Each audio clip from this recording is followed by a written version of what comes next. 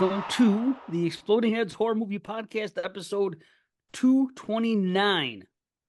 It's Yeah. a celebration, right? Well, I'm I I'm not guess. getting the reference. 229, it's a celebration. Oh, for No, Valentine's no, Day. no. It's yeah, that's all. Yeah, nothing. Fucking, let's get right into it. Fucking Valentine's Day. Let's Motherfucking holiday. What a piece of shit holiday. If I could, if Cupid was here right now, I'd punt him right through my fucking window. I, a month and a half after Christmas, I spent every fucking dollar I have, and then I know I gotta fucking fork up some more to be romantic. I'm never romantic. I don't need a day to tell me that I'm not romantic. Yeah, I mean, Fucking Cupid. well, I'll tell you what, it's worse for me because my wife's birthday is the day after Valentine's Day. Oh So, yeah, so you get so that's like so mine's like Carrie's birthday, our anniversary, May 3rd, May mm, 4th, and then fucking Mother's Day is oh, always the week after. It's like the triple whammy. fucking May. Like bam, boom, bing. And now the last thing I need is Valentine's Day in between. And then that too. I know. And then you can't breathe until freaking June. Because that's yeah, May too for me, because I have Mother's Day and my mother's birthday is on the 16th.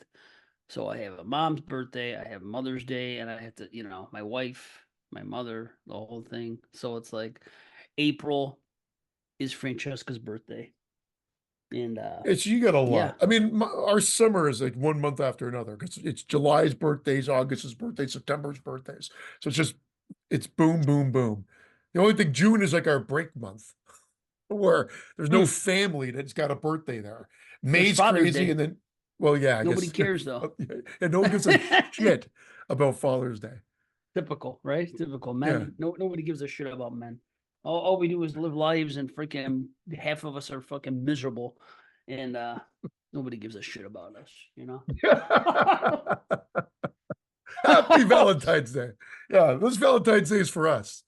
It's to celebrate our romance between you and I, Yeah, that's good. our I forgot to wear bromance. my shirt. Yeah, Yeah. bromance is good. See, it's Whoa, so much easier with a bromance because what is happening? Hold on one second. there's My oh mic boy, is going nutsy. Sorry, guys, if I my made mic noise there. sounds nice. It's okay. Check one. My mic All sounds right. nice. Anyway, that's enough Good. fiddling around with Yeah. that. I think so. I had done something when I left my mic stand at work for like 2 weeks. So I've been having the mic for the last couple of shows. It's been up on my thing with no stand. So I was trying to figure out something with something that my daughter had, like a makeshift mic stand, and it was not working. And I fucked this up because I don't think I stripped the interior, but I've Oh, loosened, like I guess moistened it, if you will, and now it kind of slips moistened. down. I can't like tighten it enough. It always just sort of unthreads itself a little bit from my You mic gotta stand. put a piece of paper in there or something, like thick Yeah, paper. You know what I mean? Like fold it up and then put it there, and it's just I'll gonna probably have have to to put take like because like some plumbing tape. That the white there you tape go. that I probably have to do that and get a nice little seal. The fucking shit. Unbelievable. Yeah, It's gonna but happen you're to me right. one day Nobody. too. My wife did ask this morning. She says, "What would you like for Valentine's Day?" And you know what my response was? Nothing. Not to right, not to Nothing. spend I don't was want that? anything. Please. No, no, no. I'm lucky if I get some candy or something, which I don't even want. I just gotta go through the motions, and I can't Yeah. stand it. I can't stand the whole I mean, corporate we're not the fucking first. We won't nonsense. be the last. A Yeah, commercial yeah, holiday that it just, but is. it's like it just fucks you. Just when you think, okay, I can see the light at the end of the tunnel for Christmas. Boom. Right? And Now check I get it. this. Maybe this was made for like couples when you're dating and had a reason or whatever. Maybe you Yeah. don't have kids. The second you have kids, they should fucking just like Valentine's Day should be off the fucking calendar. It should be off the calendar when you're married.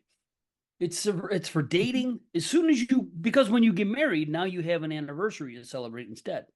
You get it? Yeah. So an anniversary should just take the place What of we should have done is got married Valentine's. on Valentine's Day. I mean, that's smart. Right. You know what? That's People that's as listening, romantic as I'll get. And we're not too, yeah, we are Yeah. two bitter old men. I guess that's what it comes down to.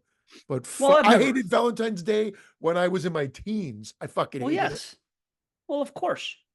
Of course, So I hated it. I don't want to spend money. Although in my teens, you're always looking for someone different because you're excited to get laid. So it's like different as you see, like in like these movies we're going to yeah, talk but I don't know about, about you. especially what? Oh no, I didn't. I'm cutting you off left, right, and center. I apologize. No, I no. don't want to Well, spend any extra money if I don't have to. Even when it came to that, if the money was well, on, I had that's laser discs to collect back in the day. And I'm telling see, you, I that didn't did get you mind. laid. No, that's just I didn't mind spending money to get laid back then. That's different. You know what I mean? Because it's I don't know. It's just different because that really was like one of my top priorities. You know what I mean? It was so I didn't mind having to invest for that. But that's great when you're a kid. But once you get married, it's like I said, anniversary should take over. That should be the rule. When you get married, you cease Valentine's Day. It becomes something that's Yeah. gone. And then you have to listen to my rundown I would though. vote for This is whoever, if Trump came up with that as like, I can't vote, but Pierre Polyev or whatever, if that's what he wrote on in his writing for prime minister, I'd vote for him just on that alone. I don't care about any of his other, he could, strip the arts of every bit of funding, but if he took Valentine's Day off the calendar, he's got my vote. dude. Yeah, I would vote for anybody because see that's see I don't care about the shit that people supposedly care about that's supposedly important. That stuff doesn't matter to me. I would rather vote for someone who had a platform that said, "Okay, we're gonna do Yeah. Valentine's Day and have a list. All these ones where you have to spend money, they're off the chart. They don't exist anymore. However, it's not going to be all bad, gloom and doom. It's actually good. Instead, this is what we're going to do when Christmas comes, when New Year's come, people are actually nobody has to work. I mean, nobody. The place shuts down like China shuts down because China shuts down for like weeks at a time when they have holidays and like nothing operates. That's what they should do. They should say, okay, we're going to give you back Valentine's Day and this, whatever else that I can't think of the other ones you got to spend money on. Get rid of them and concentrate on the ones that people really care about. Like when there's a break involved, you know what I mean? Like Christmas time or holiday, whatever you want to call it, and say, okay, New Year's Eve and day or whatever it is, have this stuff here. Everything is closed. Nobody has to go to work. And that is that. Everything But they ceases. I don't would want to do trade it that in. because it's, capitalism, right? I know that's the Hey, I problem. mean, at the end of the But day, we're saying everything that they don't want to happen. They don't want shit to shut down. They want it to be 24/7. They want commercialized holidays that you've got I to know. spend your moolah on. So, like, I mean, it's never going to happen. No one will see it our way. I just don't want to spend an extra 25, $50 on Valentine's Day. It's as simple as No. that. And it Well, actually and not adds up. even It's more that. than that because I got my wife some stuff, and I'm not bitter about. Like when it comes to this, I said this in jest, but I mean I got my wife some stuff too, but it adds up so quickly now because Tell me about I it. don't. She doesn't want candy. I don't want candy either. I mean, even the kids. We ended up getting. I found something for my daughter's camera. I couldn't believe it. We found it at Christmas actually. So the camera that she got for her birthday, there was a lens. This lens was close to $300 on a blowout special, unopened, brand spanking new $50. Now, What? starting the thing, I'm like, am I looking at this correctly? They're like, yep, there's no refund. So I'm like, don't need it. Brand spanking new, $50, done. We're like, we're going to give that to her for Valentine's Day because Holy she could shit. extend that to it, whatever. So we already had bought that. And then, my son will get some gift card for video games because that's what he likes instead of candy. And I got my wife something, and we're sending my other daughter at school a gift card as well. Like just something, but it's still like Oh, you this do the adds whole up, thing. still adds You up really get to quickly. the whole you got it. Your Valentine's Day and your family is like a Christmas. Everybody gets something. Yeah, Oh, fuck that. but it's got to be like, we put a cap on it, but still, that cap Right. always seems to go up. I remember, like, this is why people are complaining, like, what are you talking about? Get like a $5 card and like some chocolates. Shut the fuck up. But it's not that Just some anymore. chocolates. It becomes 50, 100 or more. And then Yeah, forget that. when you got family, it is more. Yeah, forget that. Like my daughter, all I've ever done is get her like a freaking some type of candy, something cool, or maybe Yeah, like that's all. I mean, in which case, a then that's teddy fine. bear or So I guess something we've when she was created our own really monster. yeah, because I don't do all that shit. I mean, I get here. It's like a token prize. It's something. Here you go. Take this. Here you go. I'll give you a fucking this candy, whatever candy she happens to like. I'll get her a little heart or something. Boom, boom. And then my wife, it's different every year. Sometimes it's a big deal. Sometimes it's not because I got the birthday the day after. So that's a whole. It depends on what's happening financially. It depends on what her wants are at this time, or needs, I should say. Yeah. And then it figures in. But I'm crunched from Your wants and freaking. needs are zero. Oh, it's done. October to freaking dude, I'm done. There's the only good months I have are like summer months. And in the summertime, if you want to do anything like that's well, if I want to go see fish or something or do any, that's that. But it's like I'm crunched from the end of October. I have my first taxes due. Okay, then we got November. You guys start thinking about Christmas, and then December. That's all holiday stuff. Then I got taxes due again at the end of January. Oh, and in between that, January 13th is my anniversary. So they got that. We got Should have taxes pushed due. that. We got to. You could have pushed that 1 month. You would have had the Valentine's Day thing solved.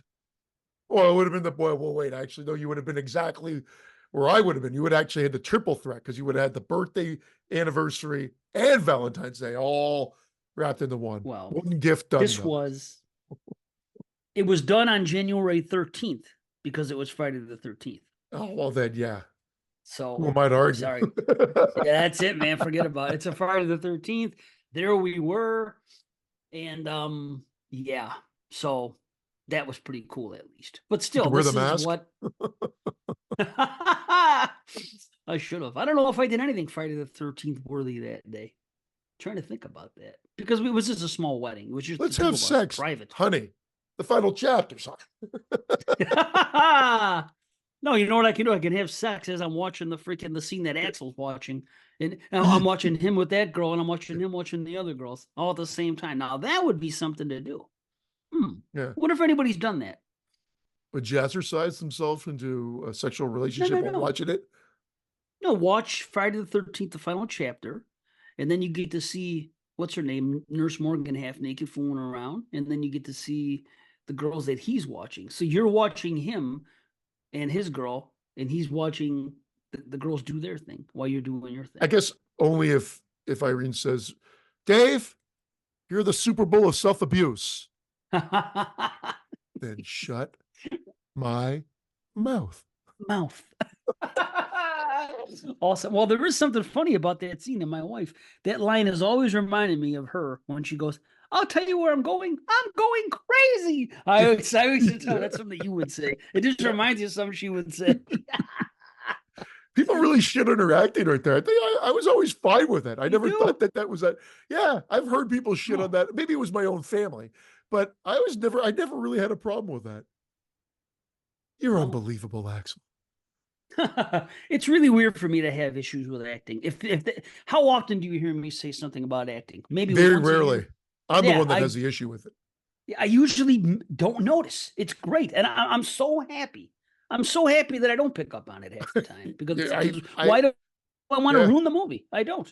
Just like I don't like to ruin anything for anyone else. If I don't like, it's like, well, I don't want to ruin something for you. However, it's just like leaps in logic in movies. Like if I notice something in a movie, I'm like, well, wait a minute, this doesn't make sense because this and this. And wait, if you watch it back, this happens, and how is this possible? And then you're like,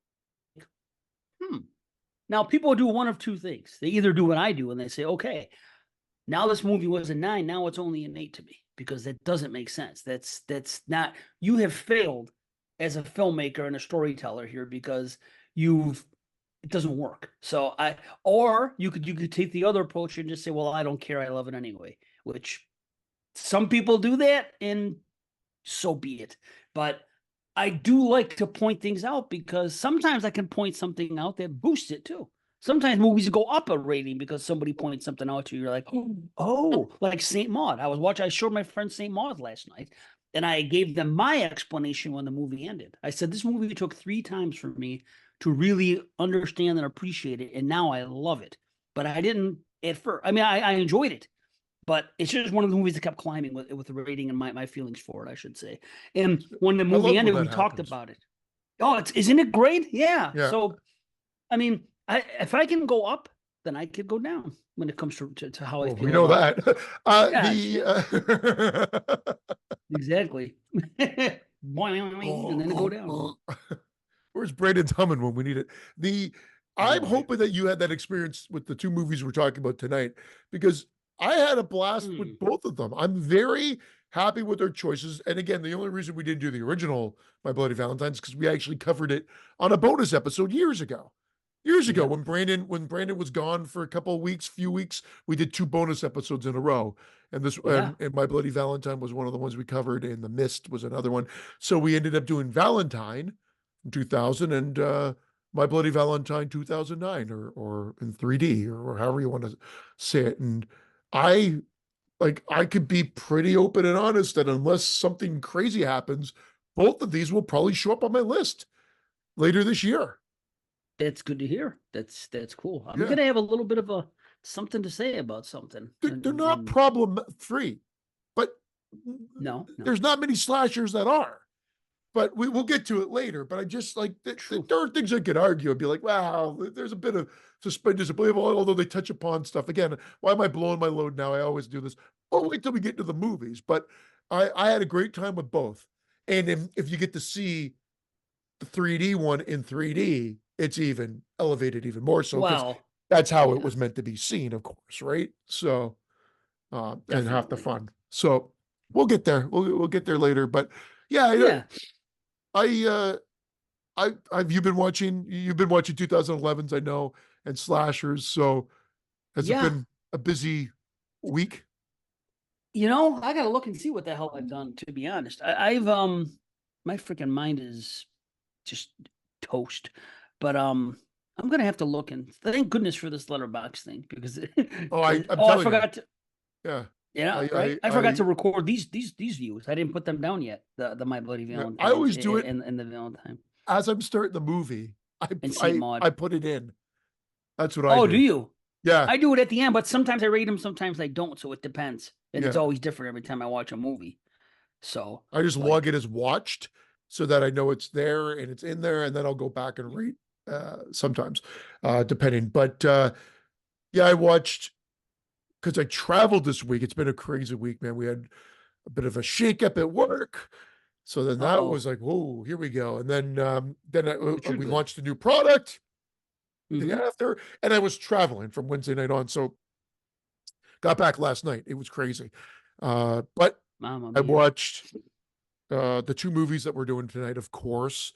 I watched Valley Girl, which is one of that 1983, I guess, Yeah. teen comedy. I had never seen it. It was always kind of been, I knew of it. HBO I is always always knew on. of it, but I never Yeah. watched it with Nicolas Cage and Deborah, the Yeah. girl from April Fool's Day.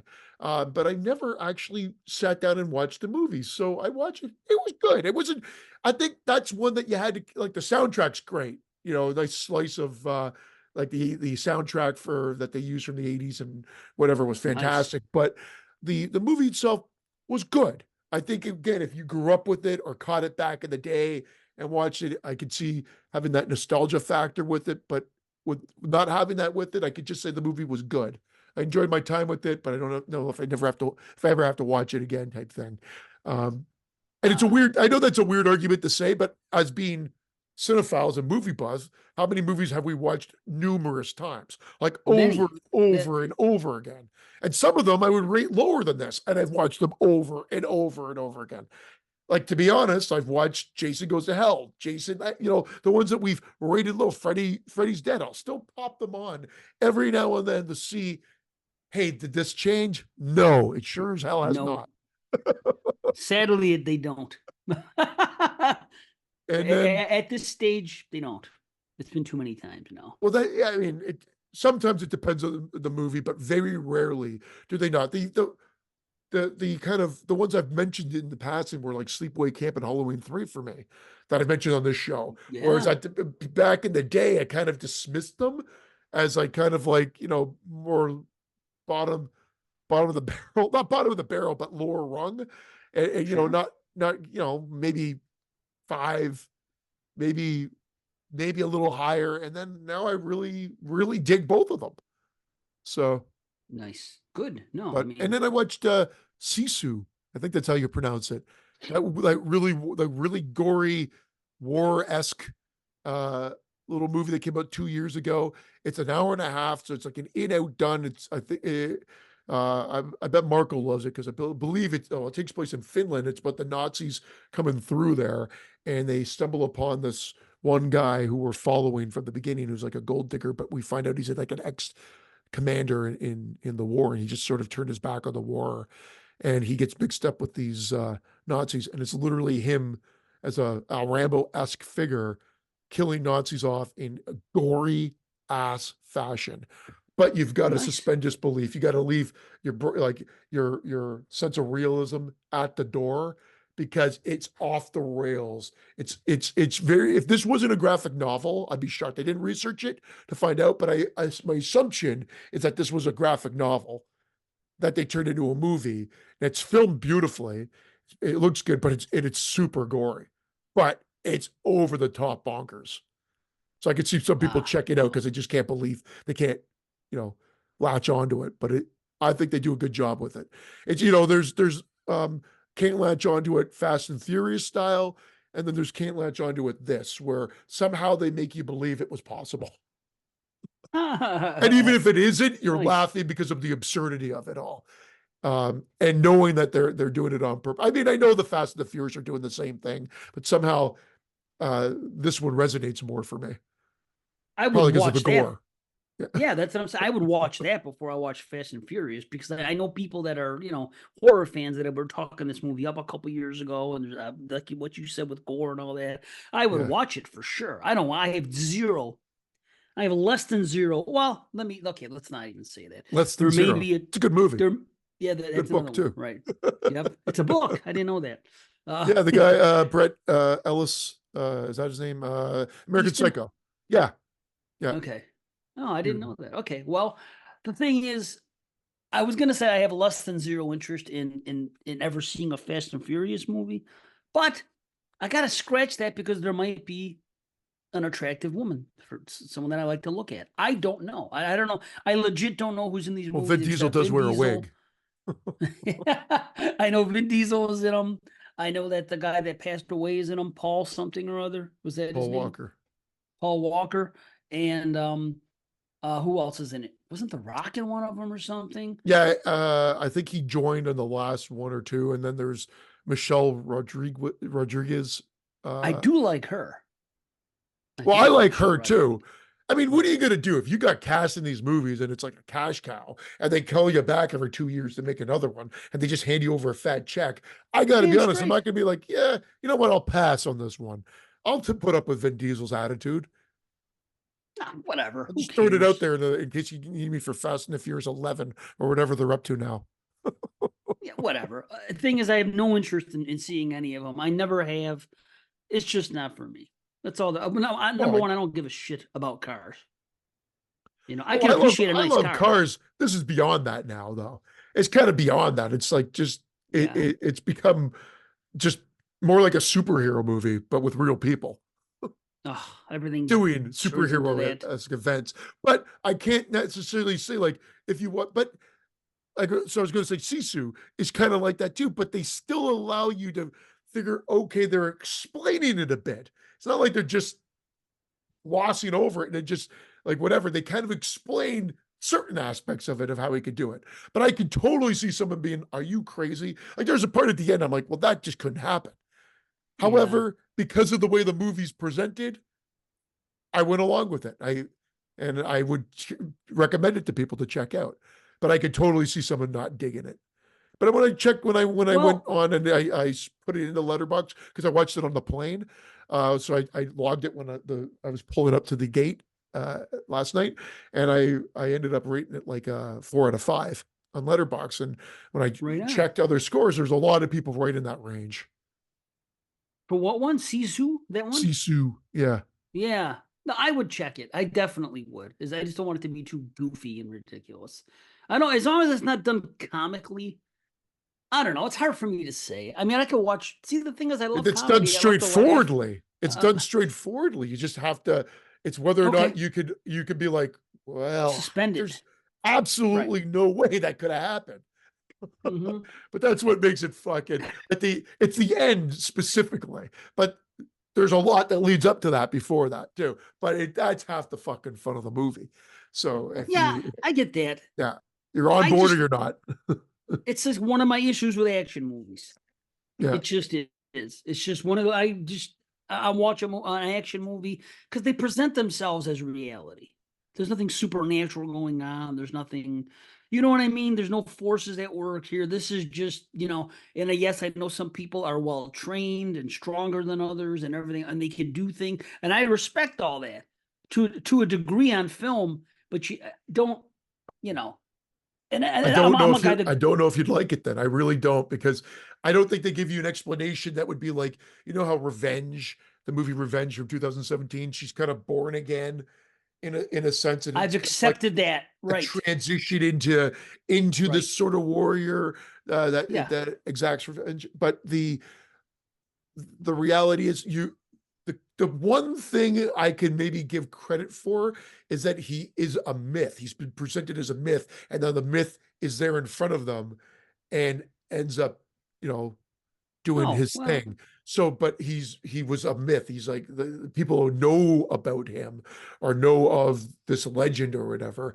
So that's one possible aspect of being able to explain it. But the degree of where it will go to for the climatic moments is really like really crazy. But I had a smile on my face during it, but right I could on. see it turning people off. But I recommend checking it out if you like going over the top nature. So Well, I do love gore as long as the gore looks good. The gore has got to look quality. If it doesn't, I can't go. That's the problem. A yeah, lot of times, this is what I it looks notice about quality. It horror looks quality. movies. Yeah. See that I awesome.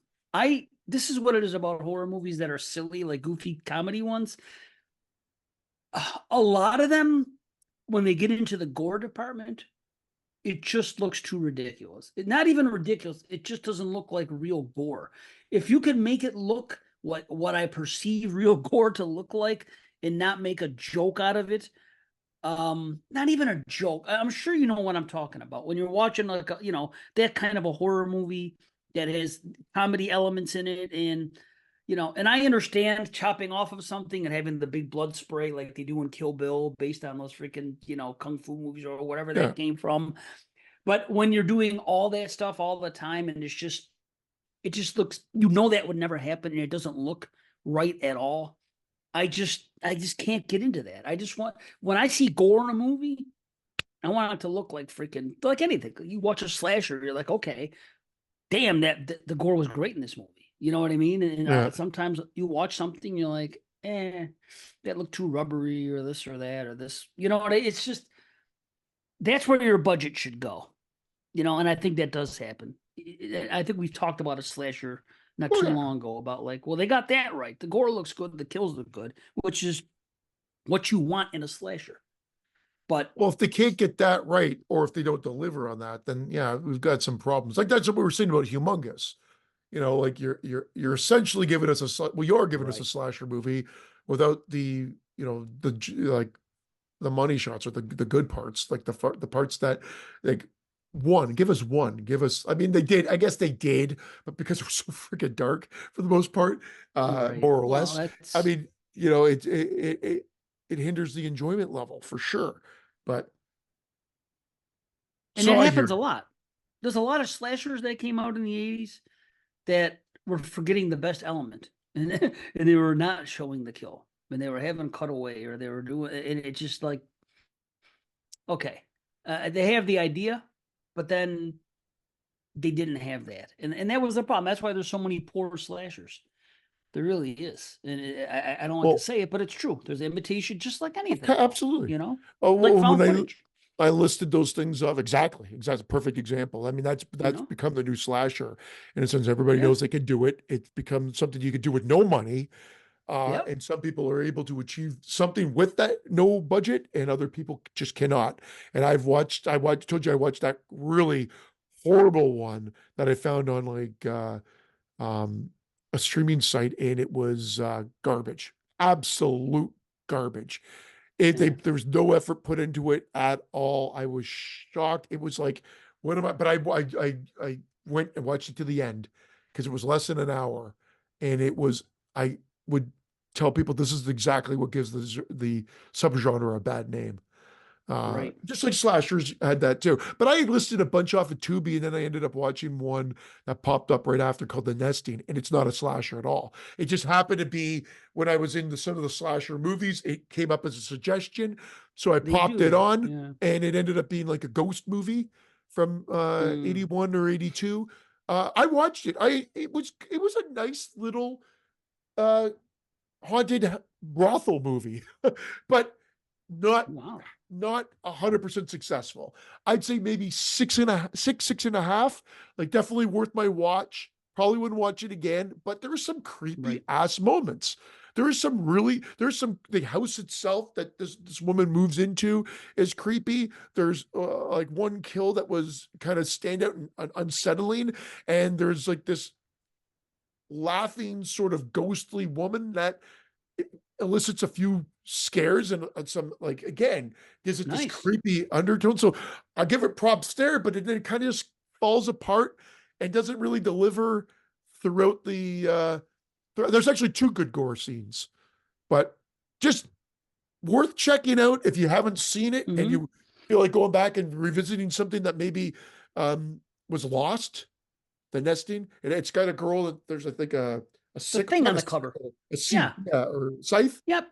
yeah, on It's it, so whatever. funny because I Yeah, think the same thing. And I was going to bring that up too. And I go, is it a sickle or a scythe? And I think we had yeah, this discussion before on this show too. But I yeah. was thinking, as soon as you said the nesting, immediately, that's why I bring mine to that cover with Yeah. that freaking thing on it. A good Yeah. it's a good cover. It's like an old Yeah. school That's cover. why Like you it's a good remember it, cover. you I know? admittedly not again.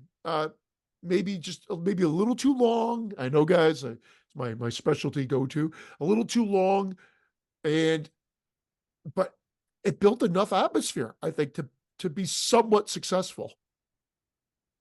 And I may have to I check it. I never seen it before, but when I was watching it, I thought it was one of the movies that it's funny that episode 190 hit to the masses, as we say, on the Uh-huh. show recently. And we talked about two movies that freaked me out as a kid. Uh like, which I realized I didn't know what they were. And I thought it was a Sentinel, but then it ended up being Let's Scare Jessica to Death. And I'm Hmm. believing the other one was The Midnight Hour, the Okay. TV movie that had like Uh-huh. these zombies come up to a car, I believe. But as I was watching The Nesting, I was getting these these feelings like in my mind going, is this the movie? Or is this one of those movies that did it? It ended up not being, but because of the Mm. creepy nature of this house and her, because she's in this white gown and some of it, I'm like, I was thinking it was this movie. But I'm like, no, it's definitely Let's Scare Jessica to Death. But Mm.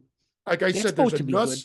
there's enough successful moments in this for it to be a mild recommend, as long as you're not expecting like a knockout or a grand slam. Like I said, it's a six and a half. Worth my Right. time, worth the recommendation. I can see someone saying, "Oh, this movie's crap, Christian. What are you talking about?" And I can say, "Oh, this movie's great or good."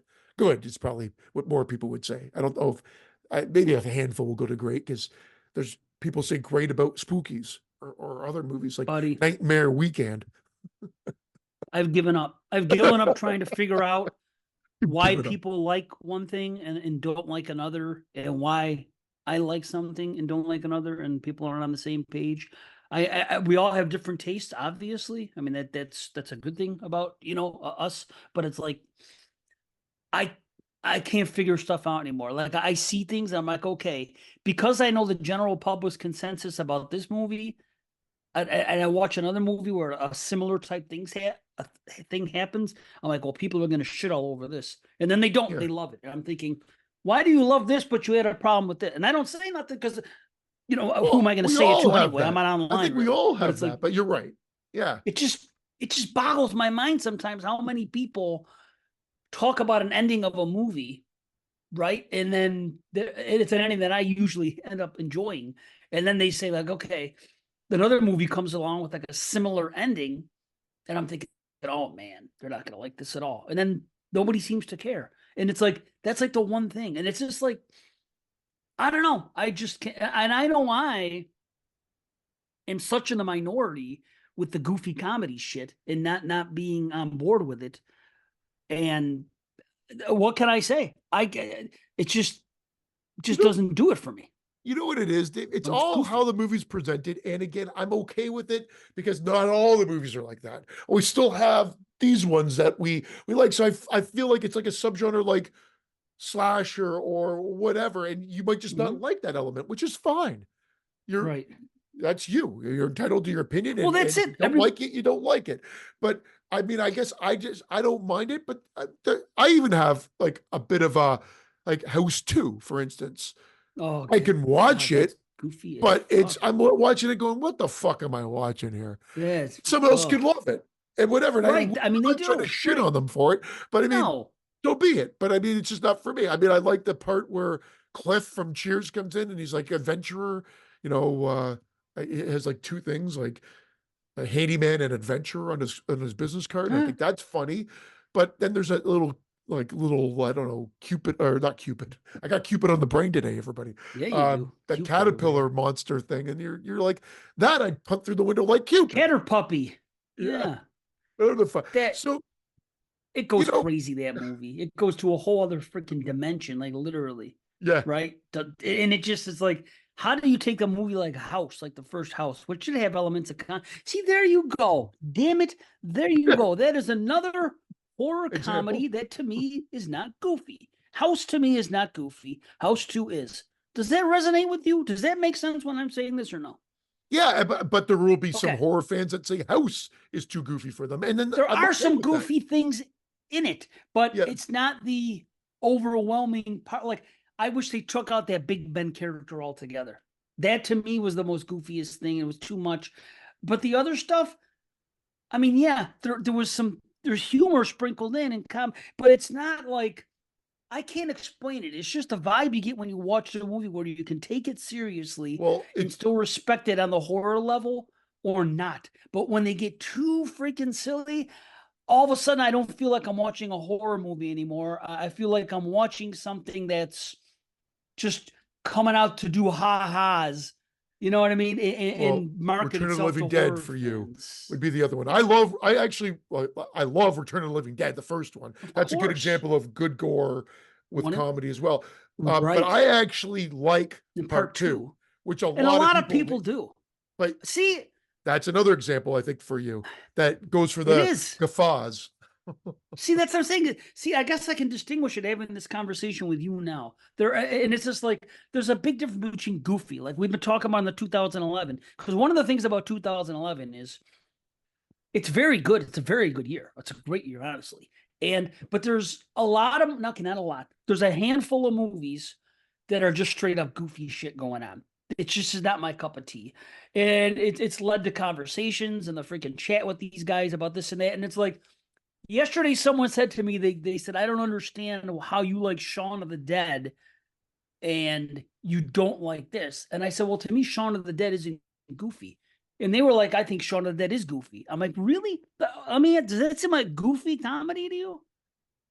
No, I think it's just like again, I'm a huge fan of Shaun of the Dead. I think it's a perfect blend of comedy horror, That's what I and say. because Yes.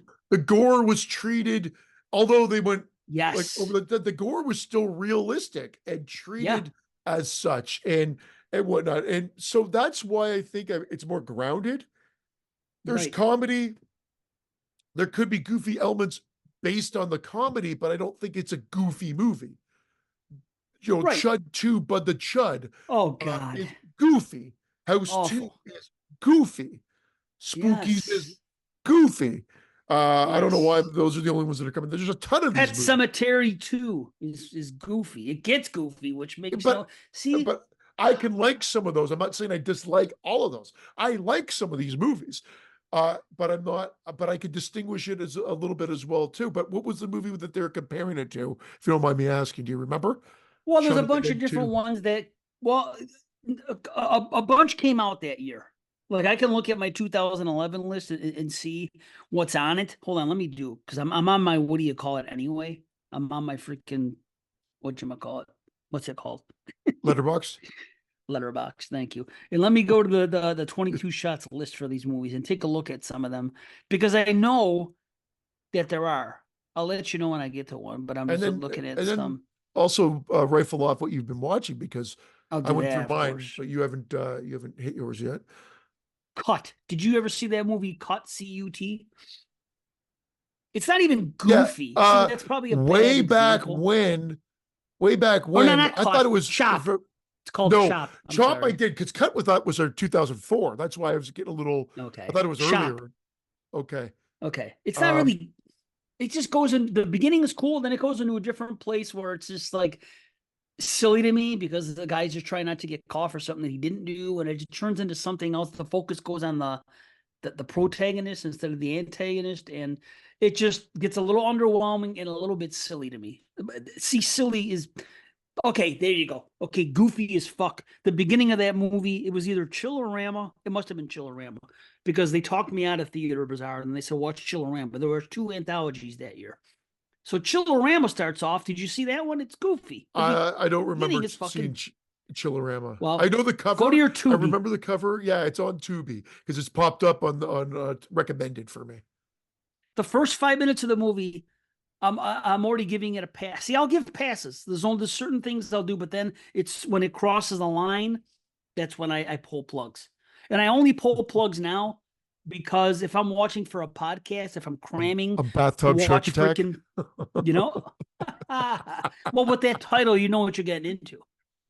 See, don't masquerade yourself as something else. Like, see, people talking about like this, like it's a Kidding, regular Carly. horror movie, right? Hey, well, I mean, that bathtub shark attack. You know what you're getting into with a title like that. 100%. Exactly. You know if you come out and go, what the fuck was that? Then the problem's with you. To be honest, Right, of course. you And got to and know I that. haven't. I would never watch it except I watch it because Carly's. Of course, I can't get my Exactly. hands Yeah. on the fucking thing. I made a joke, but I would definitely watch it because of Carly. But I'll also Yeah. shit on it because of Carly's cock.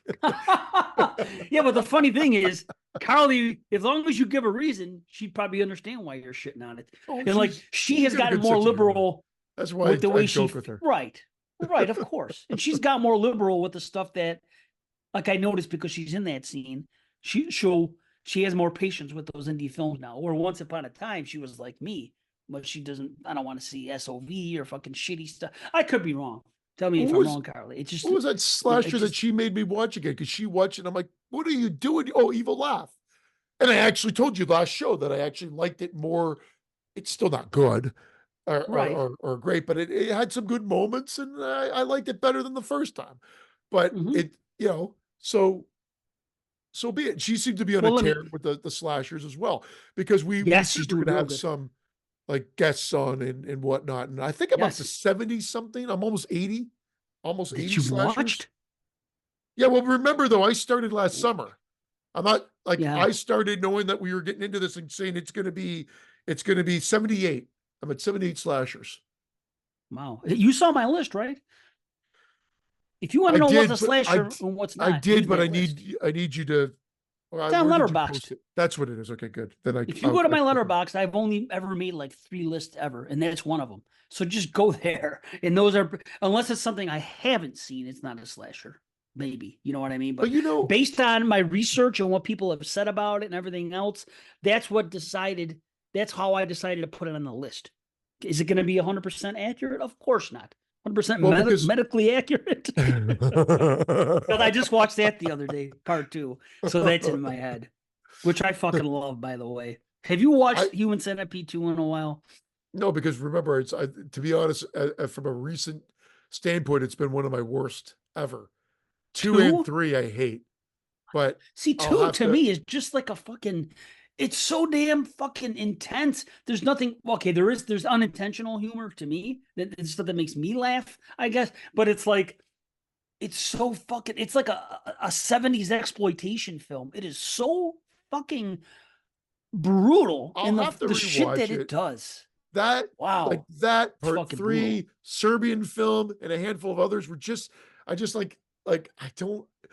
I feel like they're for like they are they're like let's see how far we can push this, but to me they're just not enjoyable. So I'm like, why would I like? So there's no, I get it's just not for me. That's fair. Well, Serbian film, I'll say this about it.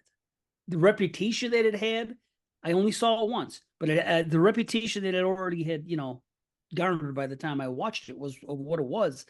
I was not expecting it to be a well-made film. I thought it was going to be some shitty fucking thing. I put that movie on and I was like, this is the fucking movie. Look at the cinematography. Look at that was the last. I respect it because it's a well-made movie. And the thing is, I don't know if I already knew about the review at the end, but I kind of figured it out. Even I might have known my mind is weird. Someone might tell me something 5 years ago and I don't remember it.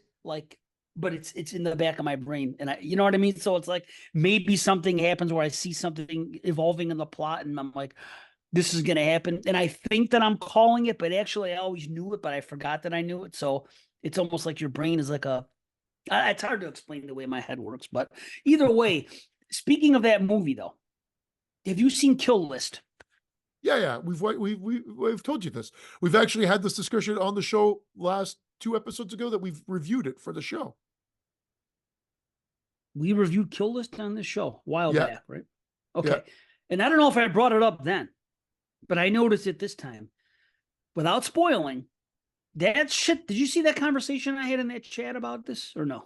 Well, the problem with that chat is that I'll come in and there's like a 4 pages worth of chat. I know. And I go back up. I'm like, yeah, I'm not into this. Sorry. And then that's the problem. And then I interject something that has nothing to do with anything and barely get a response. And then I check out. Well, there's some good conversations to be had. You just got to be there at the time. Well, so that's the problem.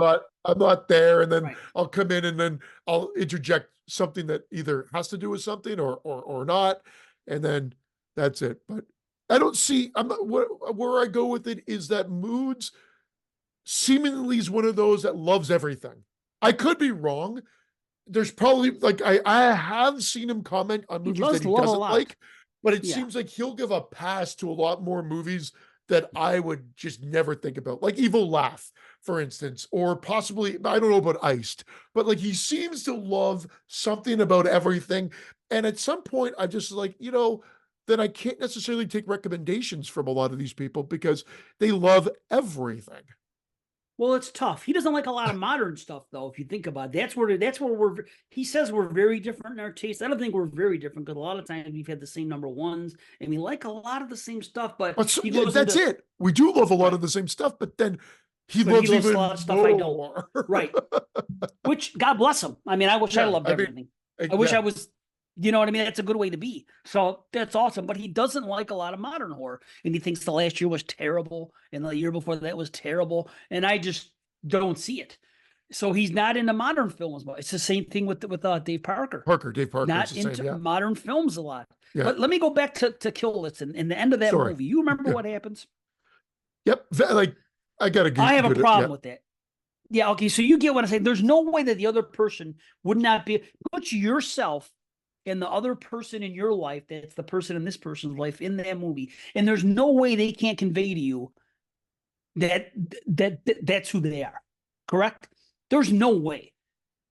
Yeah. Again, going by memory. Think about this. I did see you talking about this in that watch that. I think I'd have to rewatch it for sure. Just watch the last 5 minutes, watch that thing and say, if me and this other person were in this position and this was going on, there's no way I could see them not being number one. I'm probably going to recognize them by their body, even if they got stuff on them. But all they would have to do is make a noise, and the mouth wasn't covered. That swastika tattoo on their ass. But it would be so easy to convey. Hey, that's all I got to say. I was like this. I was like,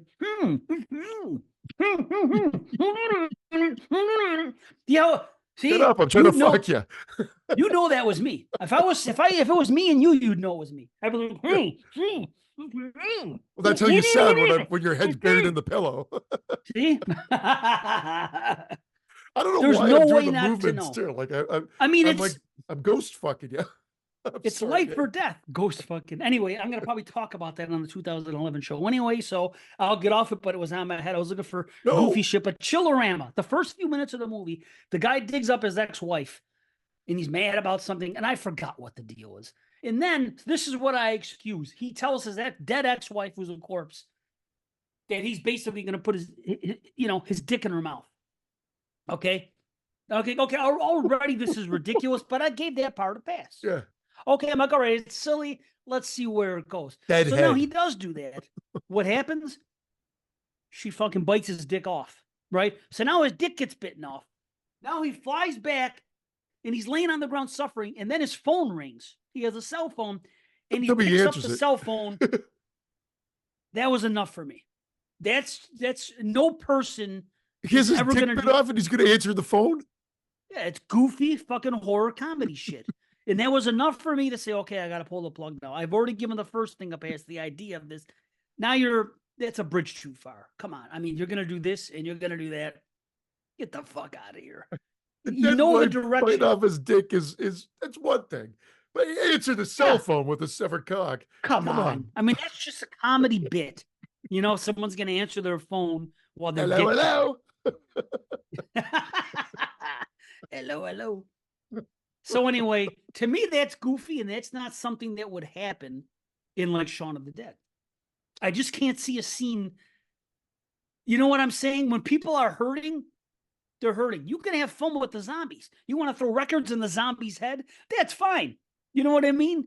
But everything else wasn't good. Anyway, to get off it, let me just go through what I've been watching. I watched Friday the 13th Part 2 this week because I talked about it. Oh, because you couldn't make it, but I was there and had a great time talking about it with Dave Parker on his show. Well, it's because I was leaving this week.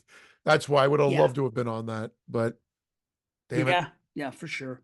So, okay, let me go back to what I have watched now. Let's go back to a reality here. What have I been watching? More activity. Yeah, it's a lot of 2011s. But let's see, what's the last? February 5th was last Sunday. So since Sunday, what did I watch? Bodies. Okay. Human Centipede 2. I watched the Fright Night remake. Again, 2011. It's the second time I saw it. What'd you think? Fine. It's fine. Fine. There's nothing. Yeah. Again, because unfortunately everything's been remade, that gets, I think, shit on, but it's fine. Probably because of the casting choices they made, make that movie work. Yeah. Well, the thing is this. I don't remember. This is my problem. I want to know if they do anything original in this movie compared to the original. I don't know because I've only seen each one of those movies twice and spaced out. So I can't remember. So as I'm watching Fright Night 2011, I'm like, do they do everything, every plot point the same as they do in the original, or do they make some changes? Because there are some things I like, and I kind of want to give them props because they did this instead of this, but because I don't remember the original, I can't say. See, the original is one of my personal favorites, so I mean, I know it in and out, but I'm okay, like, to use the term unnecessary. Every remake we've said can be deemed unnecessary, but whatever. As a standalone or as basing it on its own merits, I thought it was fine. I liked Colin Farrell. I liked or is it whatever, the Colin guy, and then Toni Collette. I love the dude. I didn't even know she was in it. From Green Room. The girls are attracted. Yeah. So kids, it takes the basic premise, but modernizes it. And, Evil Ed, who is sort of geeky and likable, but I told you when I showed my dad Fright Night, he absolutely hated Evil Ed. He just said, this guy is acting is driving me crazy. I hate him. Like the goof, like his kind of nervous laughter and everything like that. Like everything that makes him kind of a charming character, but I can get why someone might not like him. He's a bit annoying, but that's fine. They did everything. He's got the friend, he's got everything, but maybe based on the new housing, because it's a new housing development, right?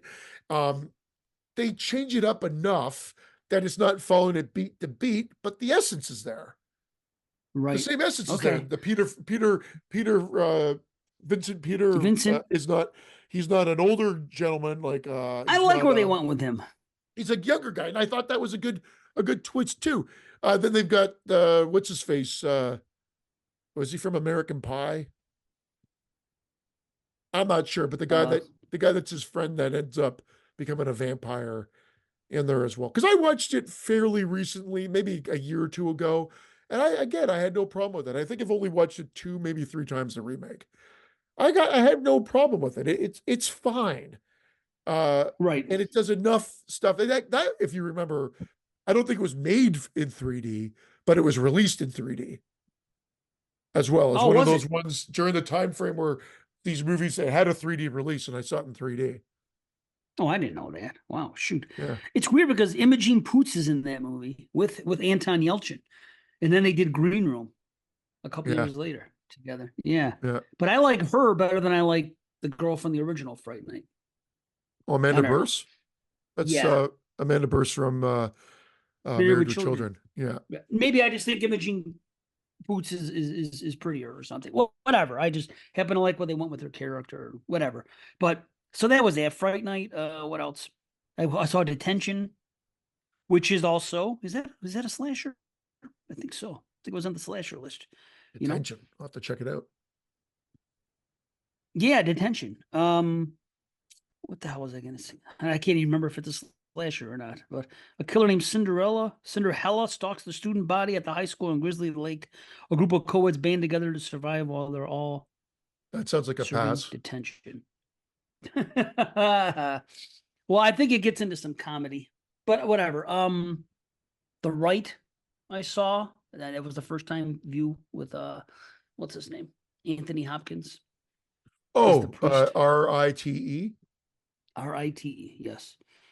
Um, I actually watched Don't F with Cats again, the documentary. This is something weird. This guy got so much notoriety, and all he did was kill one person. Luca And Magnotta.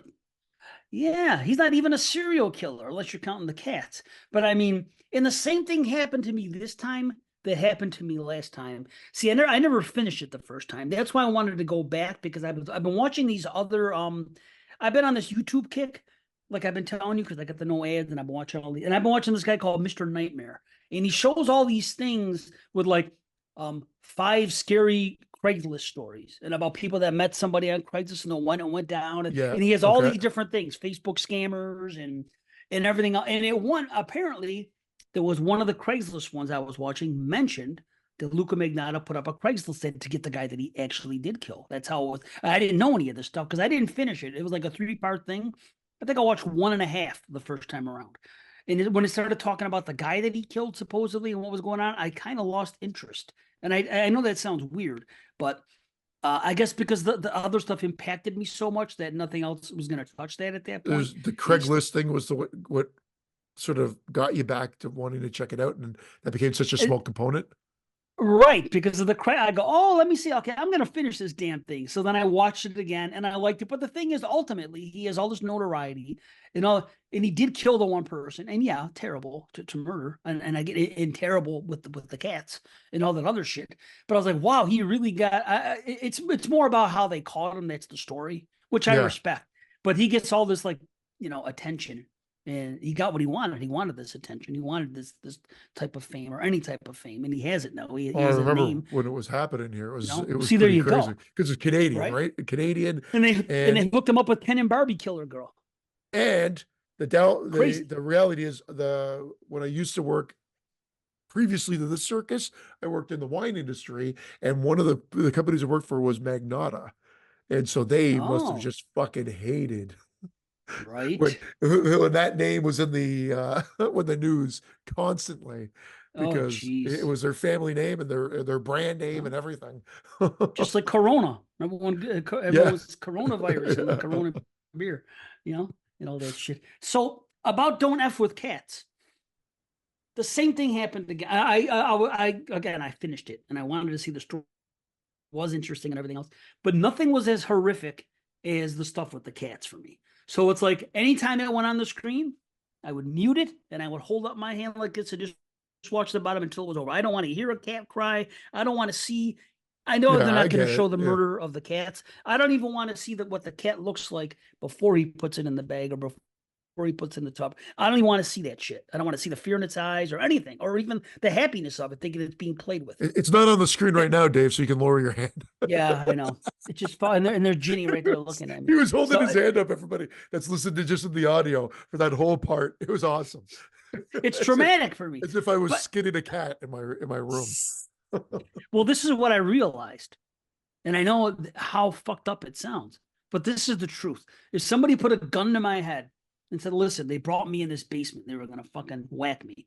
And they said, the only way you're going to get out of here is we are going to, you could choose. You could choose none and we're going to kill you. Or you can choose, we are either going to bring 6 cats in this room and kill them in front of you, or we're going to bring 6 people in this room and kill them. I would choose the people. And I know could you pick the people? Because if you could pick the people, I think a lot of people would be like, you know what? Well, the people it is. That's a slam dunk. No, you can't pick the cats or the people, unfortunately. Okay. You just, whoever they bring in, they bring in. You got to hope it's nobody in your family. I mean, it wouldn't be. I'm just saying. In which case, unfortunately, it's cats. But if I could pick the people, I can pick the people. I can pick the people, yeah. But I don't think I can see. It's a toss-up. I don't think I could see innocent cats done. I don't think I could see that. Do I get a full pardon? How much am I involved when the cops show up? Well, he could have had these cats killed, but he chose people. Officer had a gun in my head. I wasn't thinking straight. Plus, I got to pick them. What would you have done, officer? You get to pick them? He's like, yeah, you know what? Just get out of here, kid. Move on. I mean, I'd be fucked up either way. You're not going to recover from that. But I don't think I could stand to watch cats being killed. It's just, I cannot at all. I don't think I could watch anything being killed. No, but other than like a spider, an ant, or whatever like that. You know what I mean? That's okay. But yeah, I don't want to. I mean, my dog likes my dog's a friendly ass dog, but of course he wants to play with things. I think I mentioned this on the show. Well, he got a rabbit in our backyard, or fucking rabbit. The thing, obviously, he's played with it, but he killed it. And I had and I was like, what the hell, Keatus? And then he's like, oh, like sad that he killed it because he was playing it. I think it's like a stuffy to him, right? So, right. Animal, but I had to clean up this mess. It's so upsetting. It's so gross. It is upsetting. I don't. Yeah, I'm boy, sure did it taste great. Well, you should have cooked it. It's just like in Kill List. I could. Oh. How do you know? I never had a rabbit. Did you?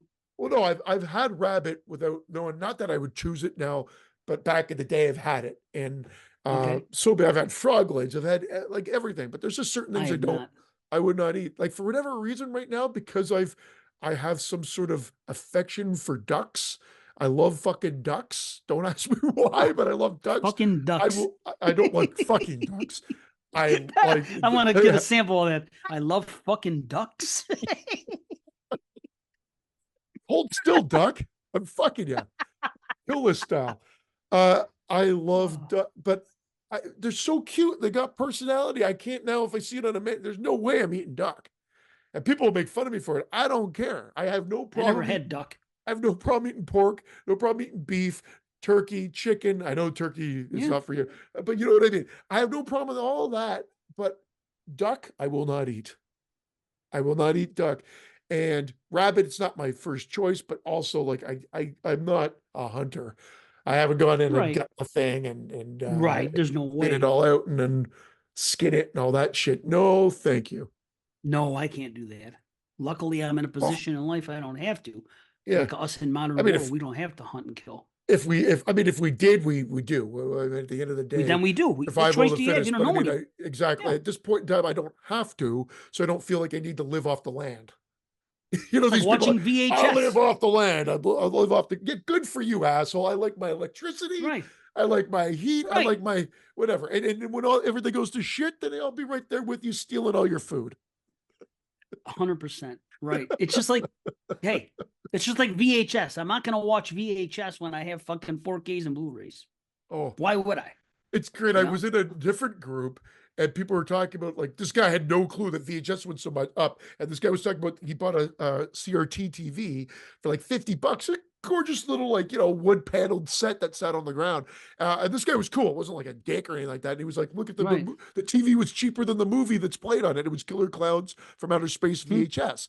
And the guy's like, what? That's expensive. I think I bought that for $1 and sold them off, like whatever. He's like, oh no, this is going up for $200 now online. And the guy had no clue that there was this sort of underground thing, but the good thing about this group is everybody's like, yeah, it's crazy that people would still prefer watching VHS when there's 4K. And I was like, almost like, this is the group that I could get into where it's like they collect, they appreciate, but they Mhm. know the reality of the fucking situation.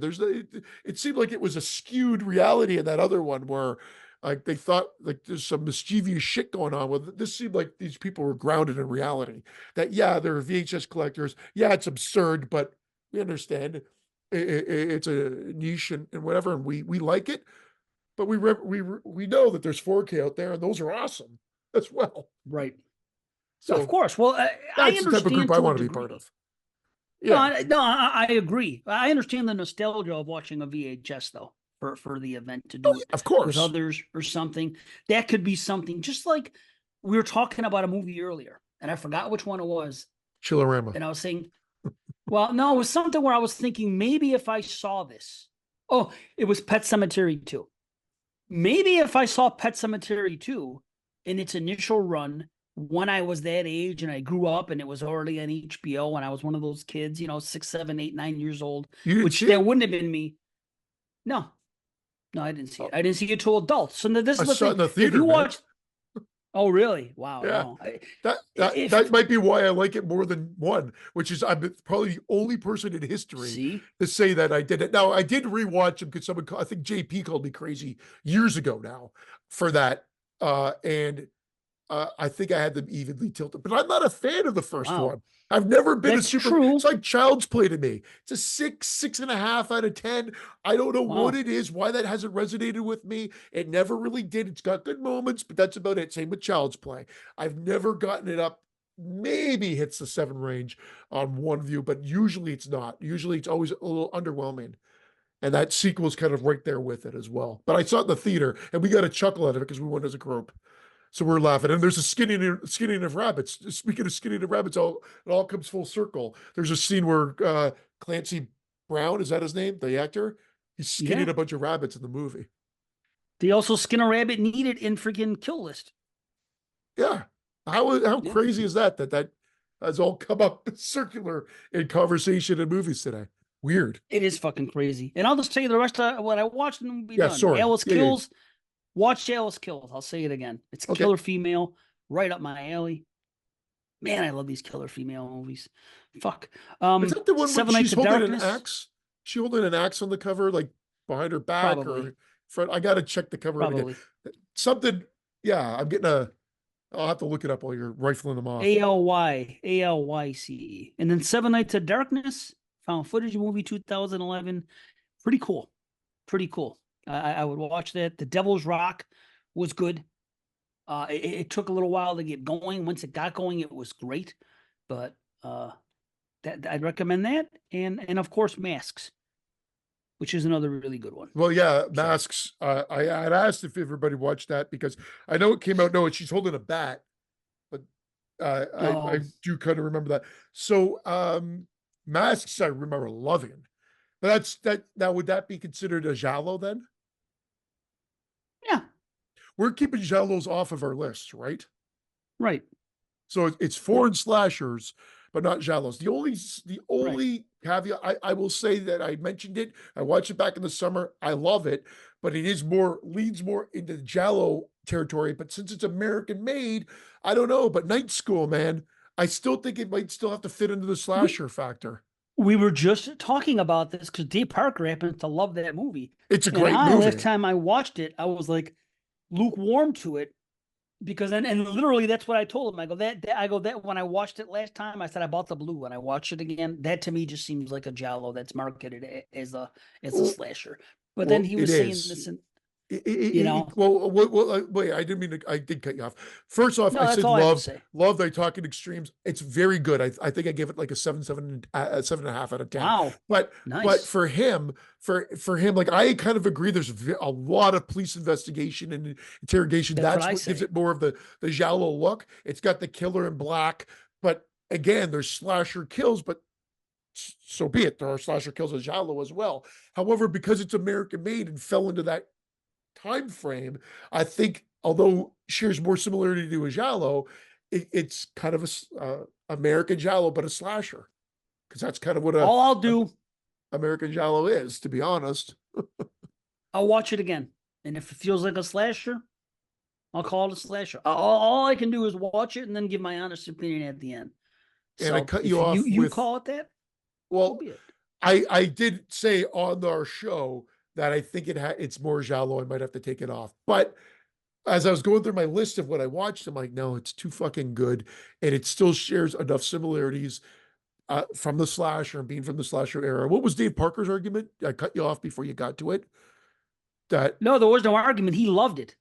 We yeah, were yeah, okay, talking about different slashers at that time, and I told him that I felt it was more like a Giallo. But I can't remember if he asked me if it was because he asked me. He goes, "Name all these slashers from 1981," and he goes and put them in A, B, or C, basically. How you know, where you would rank them. You know well, what I it would mean? be on people's lists. It will be on a slasher list, but when you watch it, you'll be like, that's a Giallo.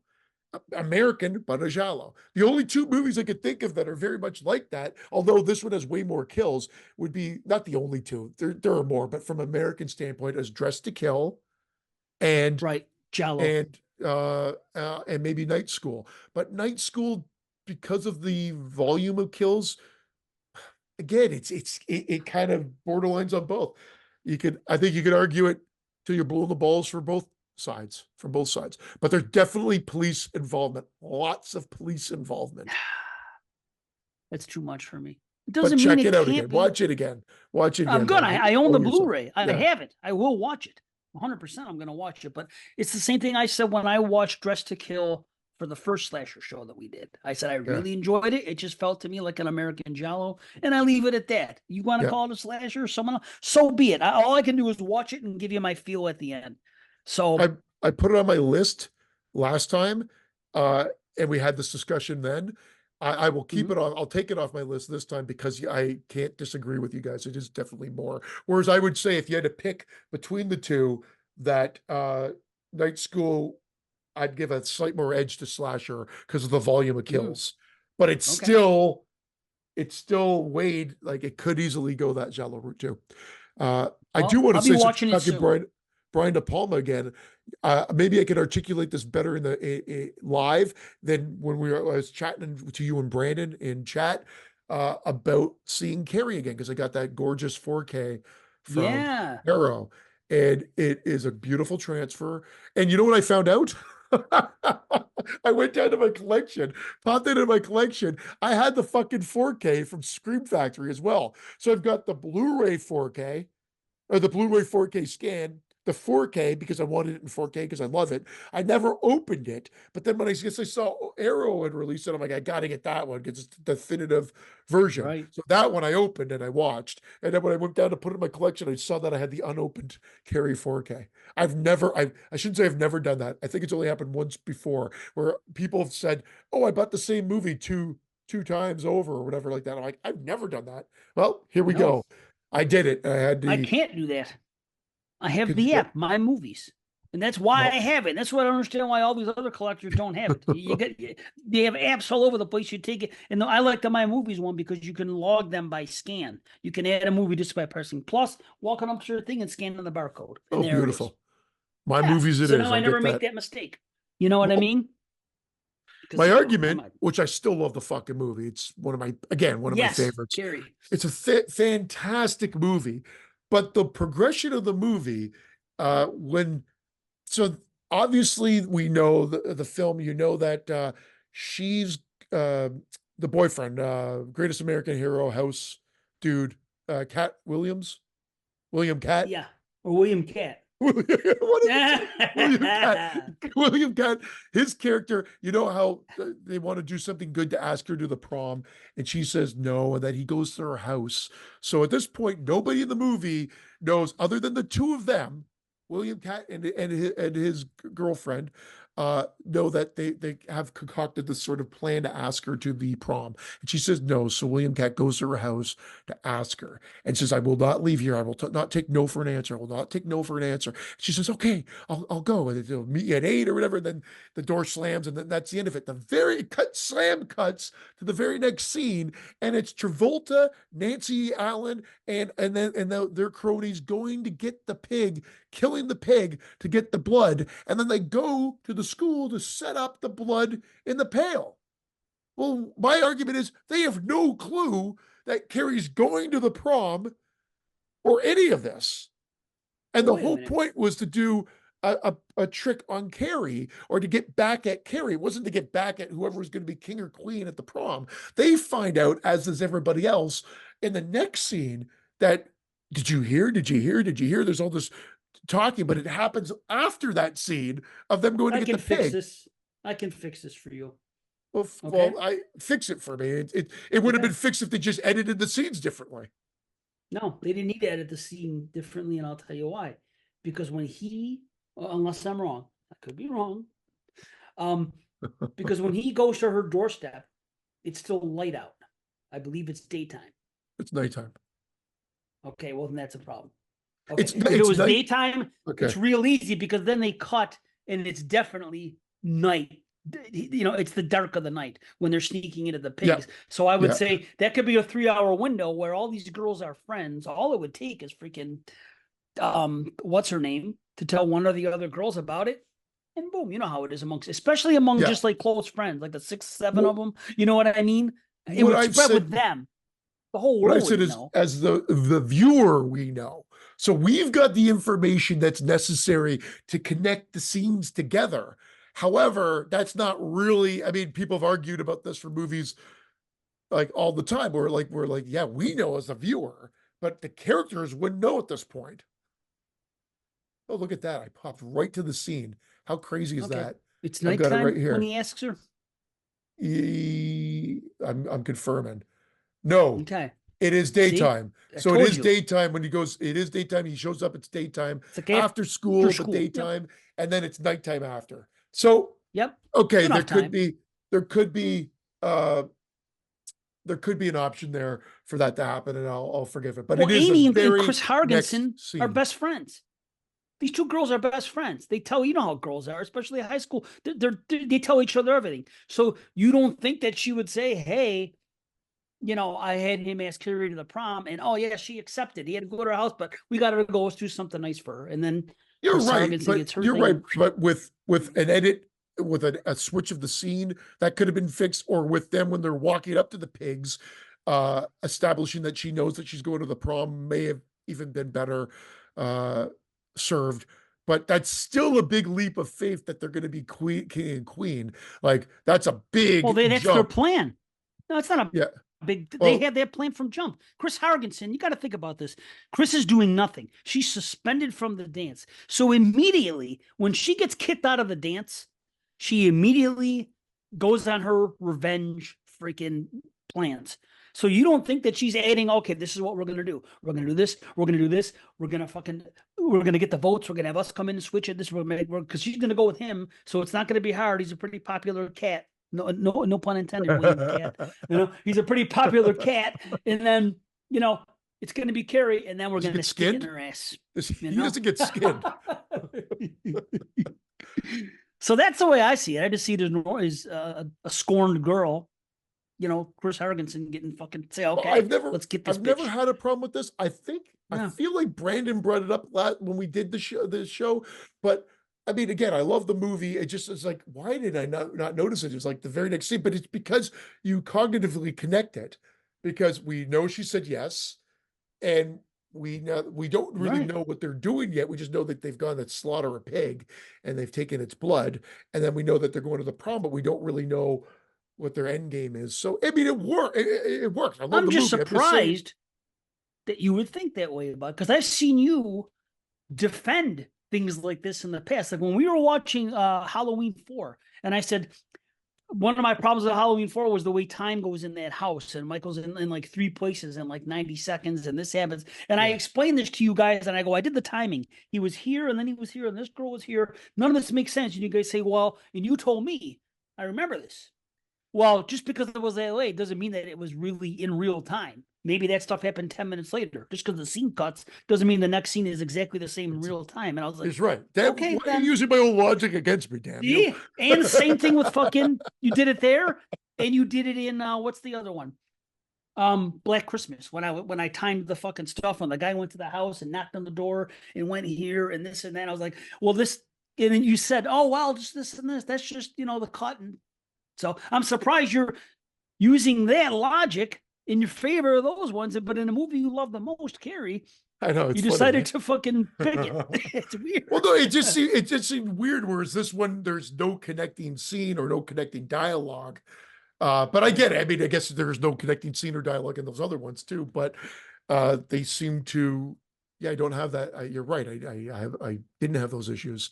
So it's just interesting. It was Yeah, interesting it's because I'm like, something. I'm shocked that I had not picked up on it or complained about it in the past. But it was, again, it wasn't even a complaint, just like, hey, wait, I think I found this kind of error. And you're like, no, and you're even explaining it in chat. So I love the fact that you'll help defend a movie for me so that it's not that I wouldn't Yeah. take the rating down because of it though. That's my thing, because it's more than just that.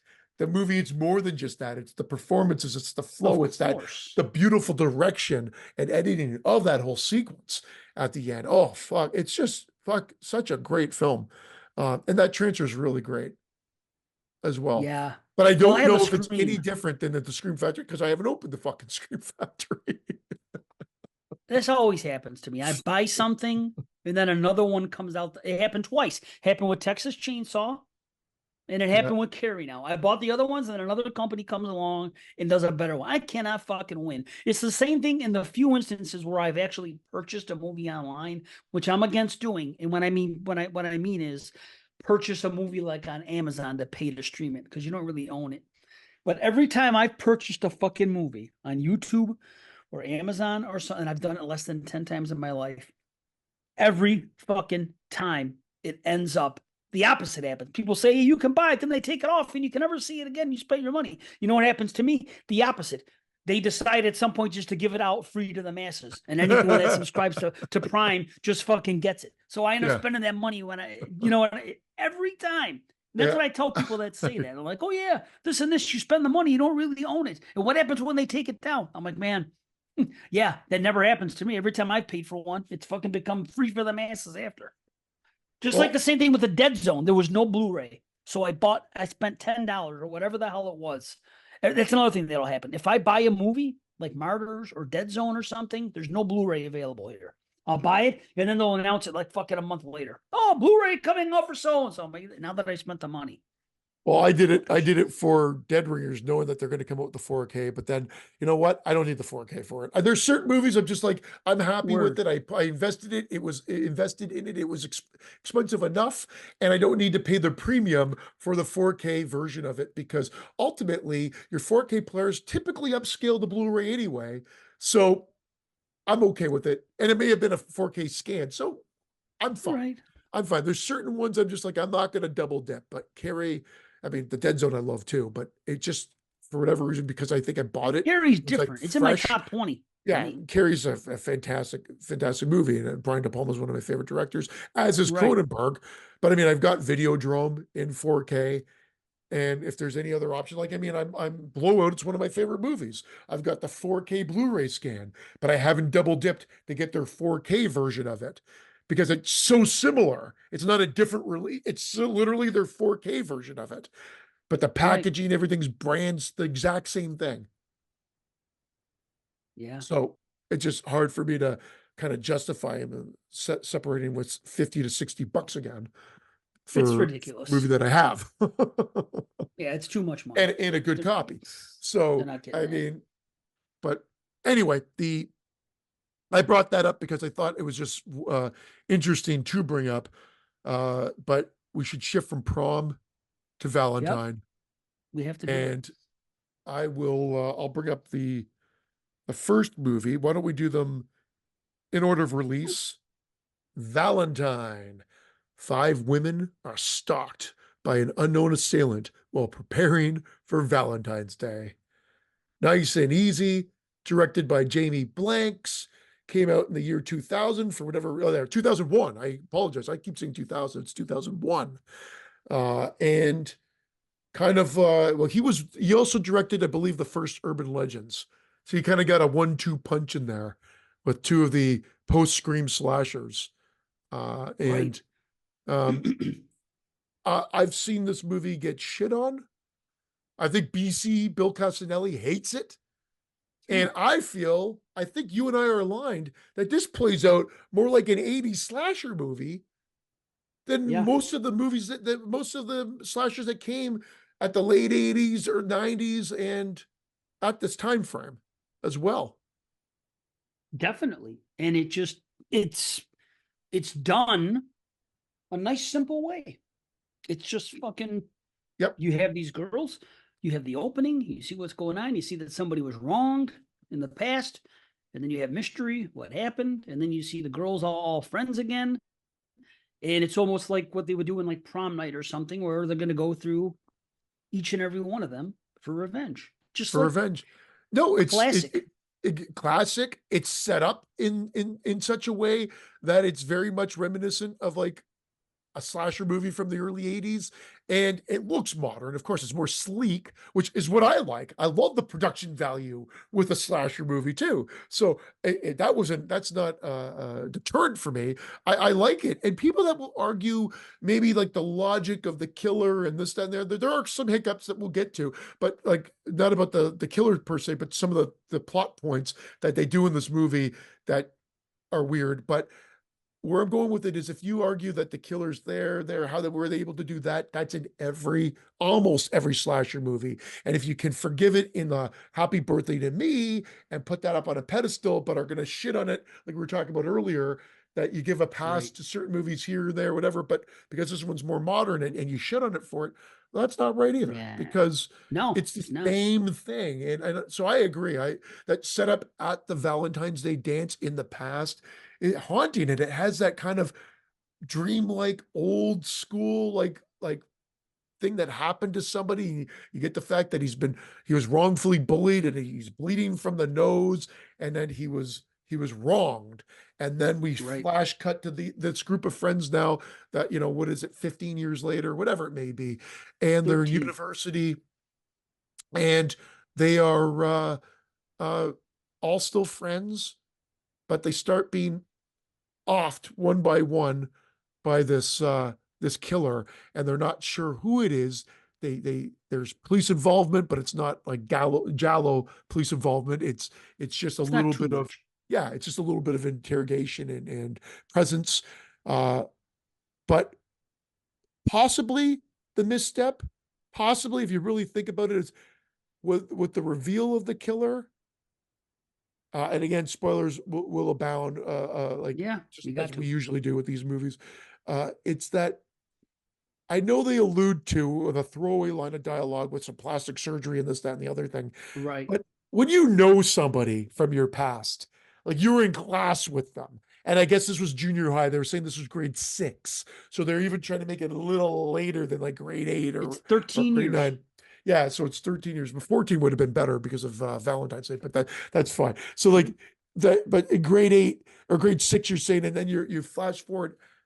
Most people, unless maybe you have Dave's mindset or memory, but from a visual standpoint, you're going to say, hey, I know you. And the reason I'm saying this is one of the main girls is dating the killer. Right. But So, vaguely remembers him. None of them, they all vaguely remember him. They even have to be reminded of it. Don't you yeah, remember what, Jeremy Milton and this and that? No, who's but the that? Remember the one girl second, said it to the other? yeah, but the second they name Right? him, it's like they totally remember everything about him. But Well, they nobody, what I'm remember, saying is right. visually, they didn't know that this guy that she's dating is this guy that, hey, don't I, like, I mean, I know we're into this. It's not like they just meet. So when we come into the story, the main girl and her boyfriend have been dating for a bit, have maybe had some problems. But where I'm going with it is when they first met, wasn't she like, don't I know you from somewhere? Like they never get into like that he resembles someone from their past. And I'm saying if there's someone that you picked on from back in the day, wouldn't you think you would remember them But if physically, they even though got it's sick 30 years surgery, later? what if they altered their look though? Yeah. Which is a throwaway line, but still, it's enough to Yeah. say, hey, Okay, and I'm okay with it because I like the movie. But I'm it's just been saying done if you have a before. problem, you can possibly say that you've got it because where I'm going with them is although he's a masked killer, which is great because he uses the Cupid mask. Cupid comes back into play again. Uh, and there's some callbacks to the original because that mask was at that original prom or Valentine's Day party. Yeah, And right. they do little throwaway like I like a little bit, maybe a little bit more subtlety with this, but I still dig it. Where she's like, he goes up to each girl, he's like, hey Paige, I don't know who's who here, but hey Paige, would you like to dance? She's like, ooh, I'd rather be boiled alive. And then of course she gets Right. killed in the hot tub later on in the True. as a kill. I love that type of stuff. This Yeah, was that's maybe a little good. bit on the nose, but you wouldn't notice it first time, or you wouldn't think of it first time watch, but Right. it's one of those things that happen that it's always kind of fun when you go back on a rewatch and catch these little things. Yes, it is cool. See, now I'll watch it again. Usually I watch this movie and it's like probably the third time I saw it, you know, but I watch them every, maybe every 5 years I'll come across it or something. But I have a feeling I'll watch it more now because uh, it does have that nice setup. I enjoy it. What's cool about it is that it starts off, you have your setup, and then you have like maybe a little bit of, them getting bumped off and what's happening and whatnot. But then they wrap it up where the whole final act is at that party. And I love that. And it clicks along at a nice pace. Yeah, Yeah, I love when a slasher does that and then it ends in like one location. Almost like they did with the first Scream. It ends in that house and everything that goes down. But it's like, but Scream was a much longer but it's a movie. huge And house, so they're able to get yeah, away with people being separated and whatnot. And so I agree with you. I yeah. mean, I like it. I mean, the first kill is cool. You can also, again, if you want to dissect a slasher movie, we could dissect every one. Happy Birthday to Me, which is like one of the greats. I mean, there are some silly moments in that movie. Good old severed head on the table and whatnot. Like we could, there are things that you can nitpick Well, the about any reveal, movie. The reveal, exactly. The the Scooby Scooby Doo Doo reveal. reveal. If you see, if you but can it's accept that, but you it's so can't great. complain about Yeah, this. you can't. You just can't. Now, if you See, can't accept that, yeah, then you're so consistent be throughout. it. So be it. So be it. But Right. because there are some things like, for instance, where is it Catherine Hagel or whatever her name is, the first girl? She's a I med student. cannot You didn't realize believe it was her, right? from Yeah. Scream because I had to No, look her no, up. She's so pretty. I'm like, wait a no, it minute. was the Oh wait, girl you're talking from about someone else. no, the first girl from that's the med student. She's from Grey's Anatomy, and Oh, the one she that gets killed really quick. I don't yeah, yeah, remember. Okay. yeah. All I know is the guy stole fucking the Seinfeld joke, where in that episode of Seinfeld, that guy kept referring to himself in third person. Oh, Jimmy's pissed at you. yeah, Jimmy likes you. And this guy was doing the same thing yeah. with freaking whatever his name was. Jace, I think it's Jason or Yeah. whatever. They took Jason the Likey. fucking My Seinfeld thing. my dad, well, before Seinfeld, not that it was based on Seinfeld. My dad used to come home and goes, Christian, this guy at work is driving me crazy.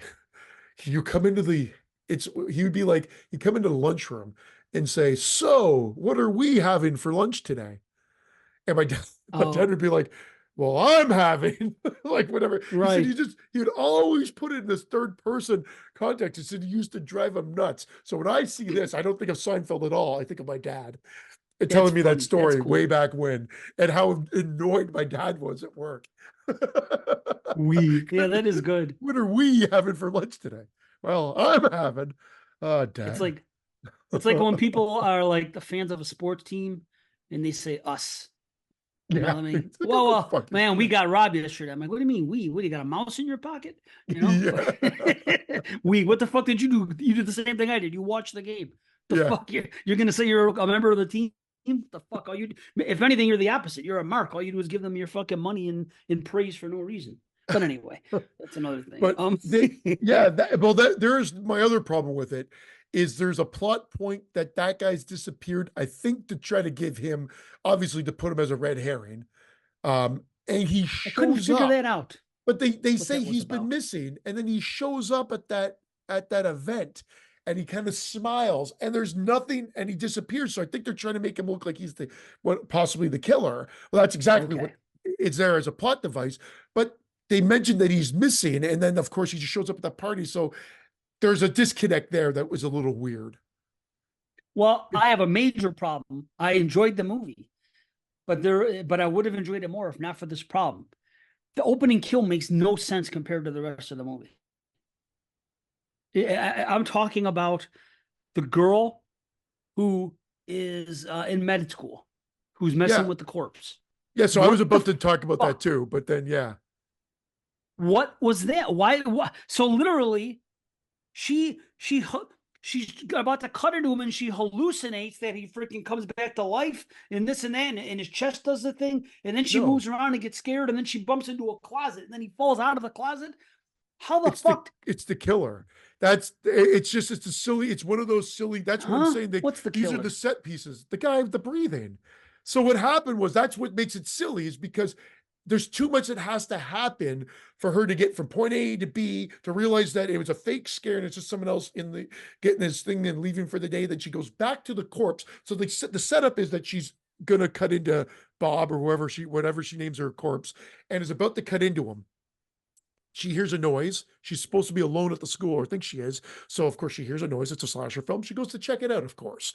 It turns out that the noise could possibly be another student who happens to be picking up his stuff. They scare each other. They get a laugh out of it. He leaves. She goes back to her corpse.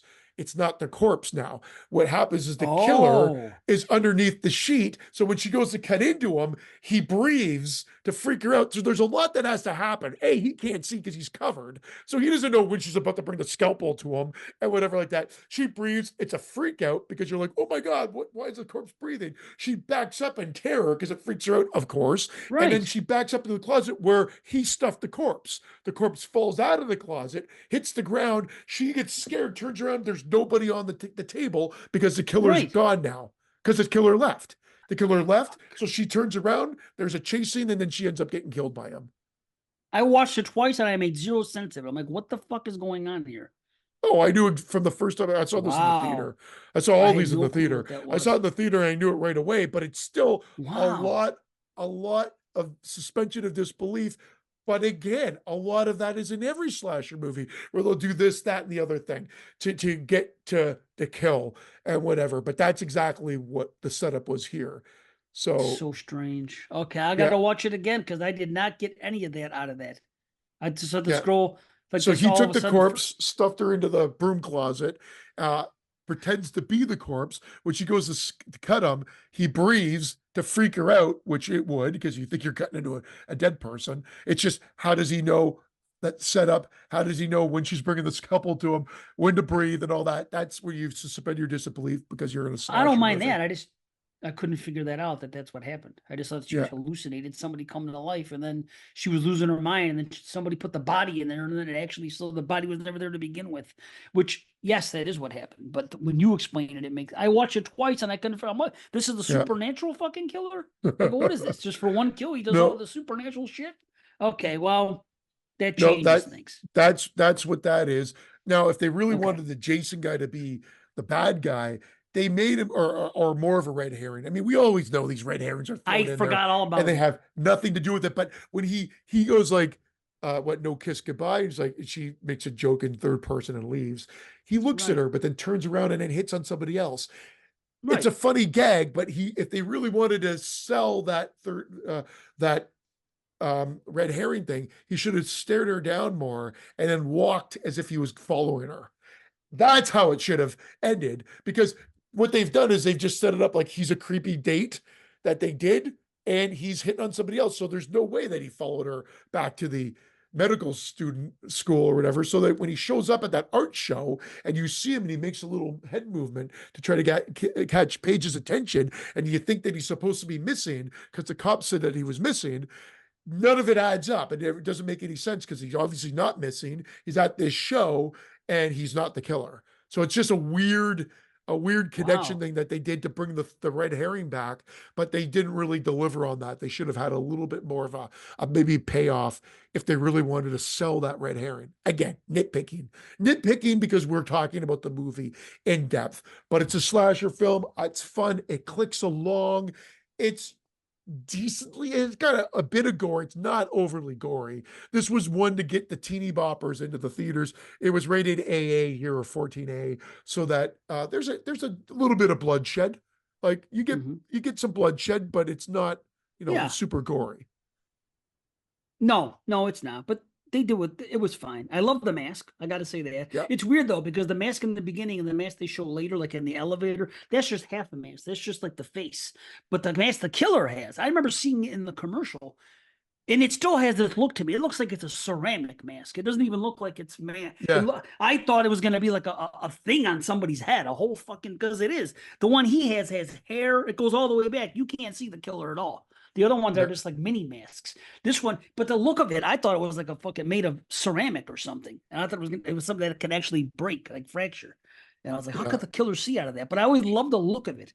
So I thought that was cool. I can't believe that that's Judy from Scream, that girl who's kind of like the main girl. I was like, holy shit, who is this? Because I Oh, just from looked her up. Scream I go, who's 4, Scream 4 or 5. Yeah. 4 and 5? Yeah. That's her. She doesn't even look the same. I was like, holy shit, look at this. So See, I I couldn't always believe that. remembered that. She's gorgeous in this. Like she like the In this, cast is yes. the cast is great. The whole cast. Like, yeah. Get the fuck out. Get Yeah. the fuck out with Denise Richards. Oh my God. She And was there is nudity. They wedge nudity in a weird way in the art show. So it's not on any of the main girls. Like all right. although Paige gets into a hot tub in her Whew. bikini or whatever Oh, like that, does she? which is Denise Richards. Yeah. Everything else is Wow. handled like they're all none of them get naked, but in the art show you see some nudity on the screens and whatnot. Mhm. So they managed to wedge a little old school nudity in there to be again traditional in the slasher sense. Well, I got to tell you something. Nobody talked about it then. People talk about it now, but I noticed in this movie took the so-called Black Christmas 2019 approach or whatever year it was. There's not a decent fucking male in this movie. Every That's what guy's an asshole. that's what the argument. That's what other people say, and maybe why BC hates the Yes. movie. But I've seen it come Ah, up and say every male yeah. character is shitty Yep. in this, and It's fucking weird. Yeah. yeah, But which is see, yeah. they just did it. They just did it without commentary, as opposed to But modern movies, this which was at a would time frame where it wasn't like a big Me Too movement or anything else. So I agree Mhm. with you. They just did it. I They don't. just did it. Yeah, Every guy's an asshole. They even had to make the detective just for no reason a sleazeball with fucking Paige. yeah, That scene does nothing for the movie. I guess it makes Paige look like not such a bad girl. Like yeah, like the girls kind of mess with her and this and that. Oh, you slept with people you didn't even know their last name, and they're trying to make her look like she's slutty. But in fact, she's really not that slutty because she's not hopping into bed with the detective that's hitting on her. And the great scene later when she goes upstairs with the other guy and I yeah, got a surprise for you. She really wanted a surprise. She wanted some for yeah, Valentine's Day, and he's doing this typical thing. Like, and I'm thinking, if this is me and I have this fucking goddess interested in me, yeah. I'm gonna treat her with every fucking ounce of respect Yeah. and everything I I don't think have I was to going to say do. wax it. Have you ever said wax? What are you No, doing? Wax it. wax it. I wouldn't pull my pants down and say, "There's Junior." I just wouldn't. I would fucking have a little. I would be grateful to even be in the same room as fucking that human being. So and if I got to have her alone and have even a 1% chance at her, I'm gonna play my cards to the fucking best of my ability. I'm certainly not gonna say anything that could be construed as bad. I'm not gonna say, pull my pants on. My surprise is my cock and wax it, which I understand in the joke because of what she does to him, which is fucking great. That's Yeah. great that she actually does wax him when the time comes. Because I'm like, okay. But the thing about Paige, there was no reason to make that happen except maybe to make Paige look like not such a bitch or a slut or something like that. Because she really wasn't bad, Well, honestly. I think the guy, like he even said that there's some sexual tension there. Like he draws Right. attention to it. I like it. He just takes it one step too far and then whatever. But like, I mean, I've seen the argument. I can't deny the argument, but it doesn't bother me in the slightest in the movie. I think it just mean they maybe they're doubling down on usually these killers are male, and so that's another red herring is that it could be any of these guys. But then you see someone's head pop True. up in the water. You see this, and they get killed. Everybody gets killed. So like, I mean, the cop gets killed. Only Jason, third party Jason, or doesn't get killed. And the guy from the art show. They have the guy in the art show pop up for the final reel because again, we don't know anything about him. So is he the bad guy? He's another supposed red herring, but they don't develop him enough. It's just another guy in the movie that's alive still. So maybe he could be the Yeah. killer. But I guess maybe you're right. Maybe there's to make them seem like, uh, suspects. So yeah, why wouldn't they be assholes? So I guess that's not so bad. It's just something I realized. I'm like, man, every fucking buddy's boyfriend is an asshole. There's not a good guy in it. It's the one guy you thought was going to be good. Because he's good every other scene. He does help out with the case. He's the detective. But then they make him a sleazeball trying to hit on Paige. So I'm like, well, what the fuck? They didn't have to do that. But Matt was in there for 90210. He was the fucking the boyfriend of the one girl who was kind of using her and whatever. yeah, That whole situation. oh, that's who that guy is. Yeah. I recognized him right away. Like, wait a minute, that's Matt. Yeah, he dated Kelly at 90210 for like 2 years. Yeah. And it sucks that they had to kill we had to lose Paige. We had to lose Denise Richards, but it's kind of like the highlight death of the movie, at least. Yeah, It's really like cool. like not The only does hot she tub. get thrown into the hot tub and locked in, but then he Yes. drills down into it, and it's really kind of cool. But yeah, the look Yeah. of the killer is great. The look of the killer is fantastic, Yes. uh, and I do like the head fake at the end where they try to scream it out, and it kind of works. It was the one that kind of seemed to work where you're like, is it the boyfriend? Is it not? They had done this in Scream already, where we're back and forth on is it Billy? Is it not Billy? And the Hmm. playfulness of that, they kind of work with it here where he is battling alcoholism. It looks like he decides that he's Right. drinking at the party, which then if he's drinking at the party and gets drunk, that could be another weird thing that how's he able to then be able to kill everybody. But that's no different than my Well, argument for the original My Bloody Valentine. When you watch My Bloody Valentine, and if that gets put on a pedestal, because I love that movie too, one of my favorite standalone slashers, then if you're going to let it go there, you got to let it go here. Where once you well, find out who the killer of that movie is, he's supposedly been drinking until he's obliterated, and he's you still think though? being able to jump back and forth, or he's faking it. No, he's No. he confronts TJ uh, at the party before they go down into the mine. Oh, so he was acting jerky before? Oh, wait, Oh you're yeah, talking about My Bloody Valentine. but Stop, yeah, stop, My stop. Bloody I'm talking Valentine. about Valentine. Okay, hold So on. sorry, I'm I'm talking. saying if you're gonna do the I same get for you. both, yeah, I understand what you're saying, but that guy, the boyfriend, I forget his name, who ends up Bones. being whatever. Bones? Okay. So Bones ends up freaking when he gets busted drinking, he's just like doing a couple of shots quick and this and that. How do Yeah, we know that's not the only drinking he did? And then how do we know that maybe he set that up yeah, to prove his case? That you know what I mean? I'm over here doing. I don't know, but he probably wouldn't because he loves his girl, so he doesn't want to drink in front of her. But he was only drinking in that one scene, so who really knows? But I will say this: the fucking dialogue works so well when he is trying to convince her that he's not the killer and he's saying things to her, hey, honey, whatever you say. He's like, are yeah, you okay? The dialogue can be seen as a killer. If you think someone's a killer and they're saying that dialogue, it's going to be even more off-putting. But if you don't think he's the killer, that dialogue is actually normal. He's upset yeah. because she caught him drinking. He loves her, and the way he speaks to her, it's more of endearment. It's just like, I'm sorry. So I'm trying a little harder here to get you to come with me. So it's written so well that nobody can say, oh, why was he saying all that stuff? It makes perfect sense is what I'm saying. There's nothing to complain about with that dialogue in that scene. I thought it was done so well. You're And right. then Yeah. I like the swerve too, where you think, and it could be believable that it's the friend because she outs herself saying like, "You guys had it all, and I was the fat one of the group and all that," and so you could see her being bitter that maybe that's And the that reason why too. she's done it all. So Right. it's really well done, so that when the reveal happens to be that, and he shoots her to be the hero, uh, that you could believe it. And at And that it's point, we don't actually know. Maybe they're going to go with that ending, but then they put the cap on, which makes way more sense that his nose bleeds because that's what we were set up for at the beginning. So it only makes right. sense that it ends up being him all along, It's a great and ending. we got it. Yeah, it's very, I think, classical slasher. Yes.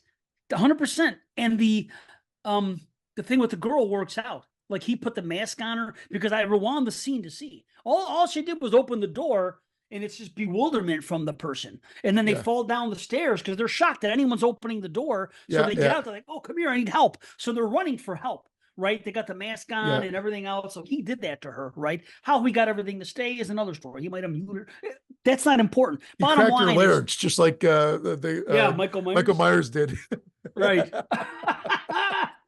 But they don't expose it. And it happens so quick. She runs Yeah, out, they tangle, they roll down the stairs. Then she does the Michael Myers sit up, but then doesn't get a chance to do anything because Bone shoots him right away. yeah. Right. So Bones. I I love it. watched to make sure they didn't fuck up. I watched to make Yeah. sure that I'm like, wait a minute, is that a shitty freaking swerve or is it executed correctly? And it was done well. And the kills, they weren't the goriest, but there was a couple good ones. There was the one kill of that neighbor. Um, The one that what was rhymes, Kate. How about a it? date, Kate? Yes, that. Yeah, You that. should be my That was mate, cool. Kate. Yeah, Yeah. it was some good shit. The kills again, they're not gory, but at the time they weren't really doing that.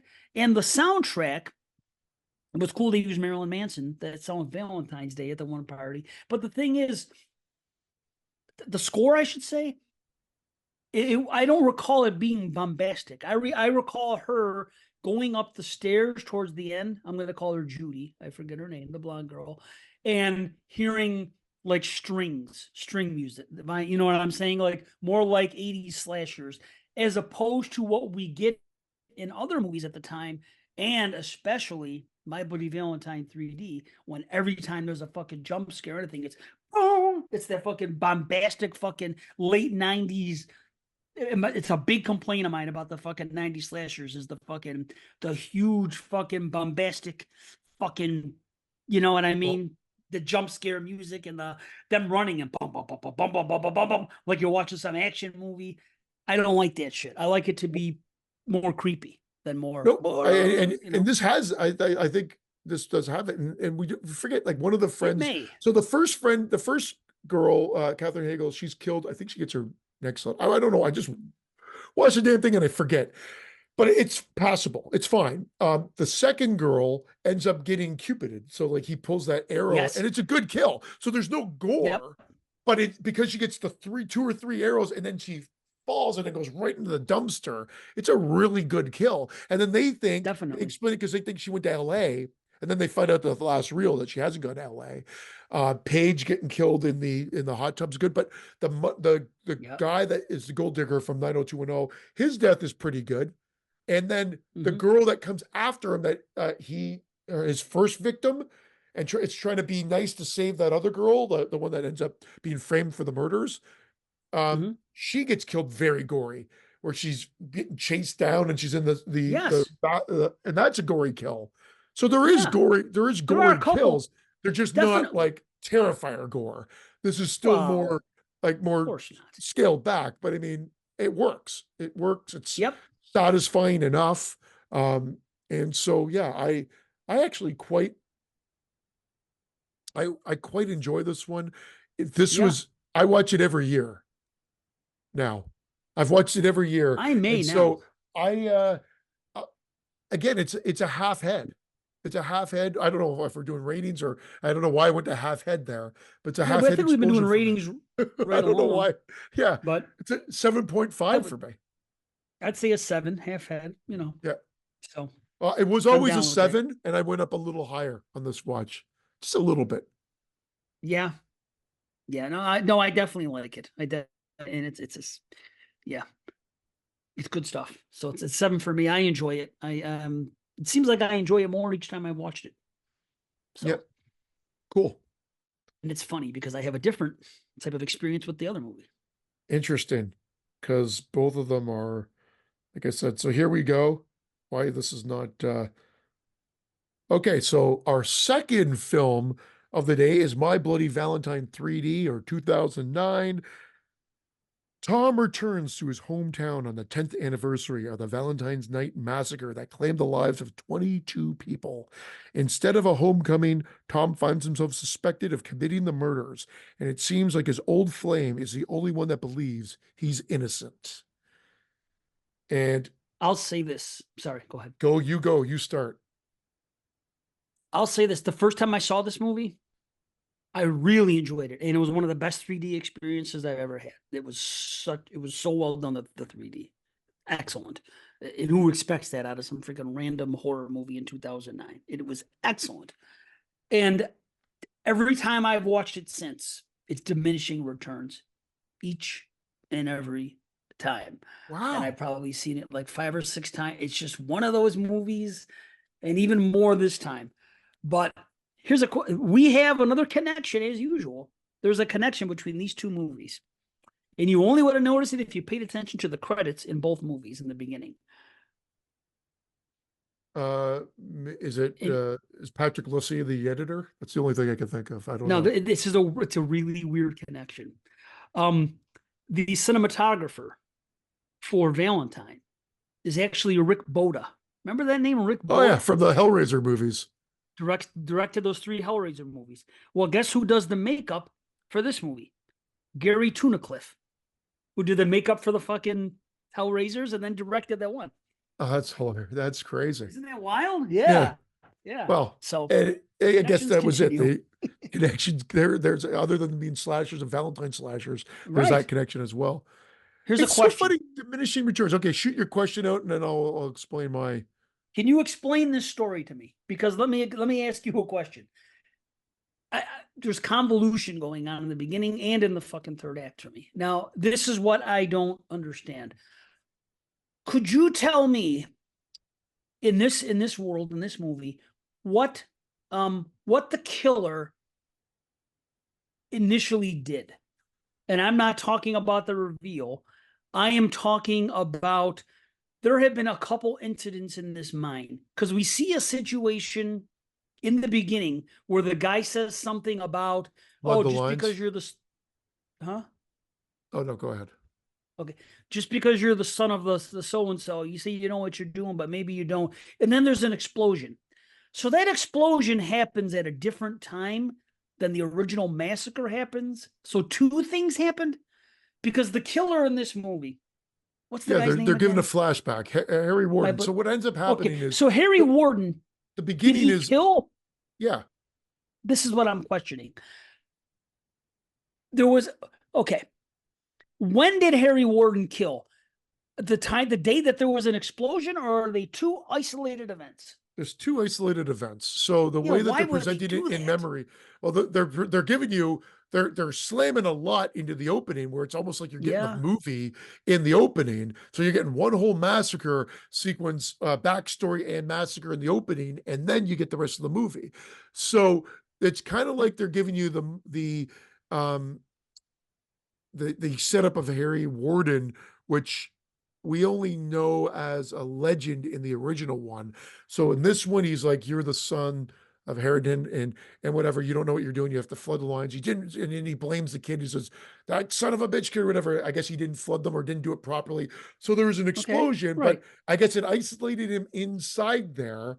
And what happens is it drove him mad. So to survive while they're stuck down there, he killed and ate the people that were down there type thing. So then when they get him out, he was found in a coma and he's in the hospital and he wakes up. And when he wakes up, he's still in killer mode and he kills everybody in his path and then heads back to the mine. And the kids are having a party in the mine and he starts killing them. And right. he gets shot in front of Tom, I guess the new TJ or whatever, gets shot in front of him. And No, Is he the guy that caused the explosion in the beginning? Because he said he's the son of the fucking guy that Yeah, runs it. yeah. Okay, so 10 years. Hold on. Now, this That's is not where 10 I'm years. That's fucked up. all in the same time frame. All roughly in the same time frame, maybe months apart. It's not 10 years later yet. 10 years later happens after the credit sequence. So at this particular point in time, or maybe months later, I don't know how long they say he's in a coma. It might be in one of the newspaper clippings at the beginning, or I they get might say in that. dialogue. So the explosion and the massacre of the opening before the credits hit on are all, or before the 10 years later comes on, are all within the same sort of time frame. And Okay. our Harry Warden, because of that, because of Harry Warden's massacre, and they really do a callback to the original movie, whereas instead of the kid seeing his dad killed and he's hiding under the bed in front of him, is that he's experienced this whole fucking massacre, and Harry Warden's Right. shot done and the blood splatters on his face.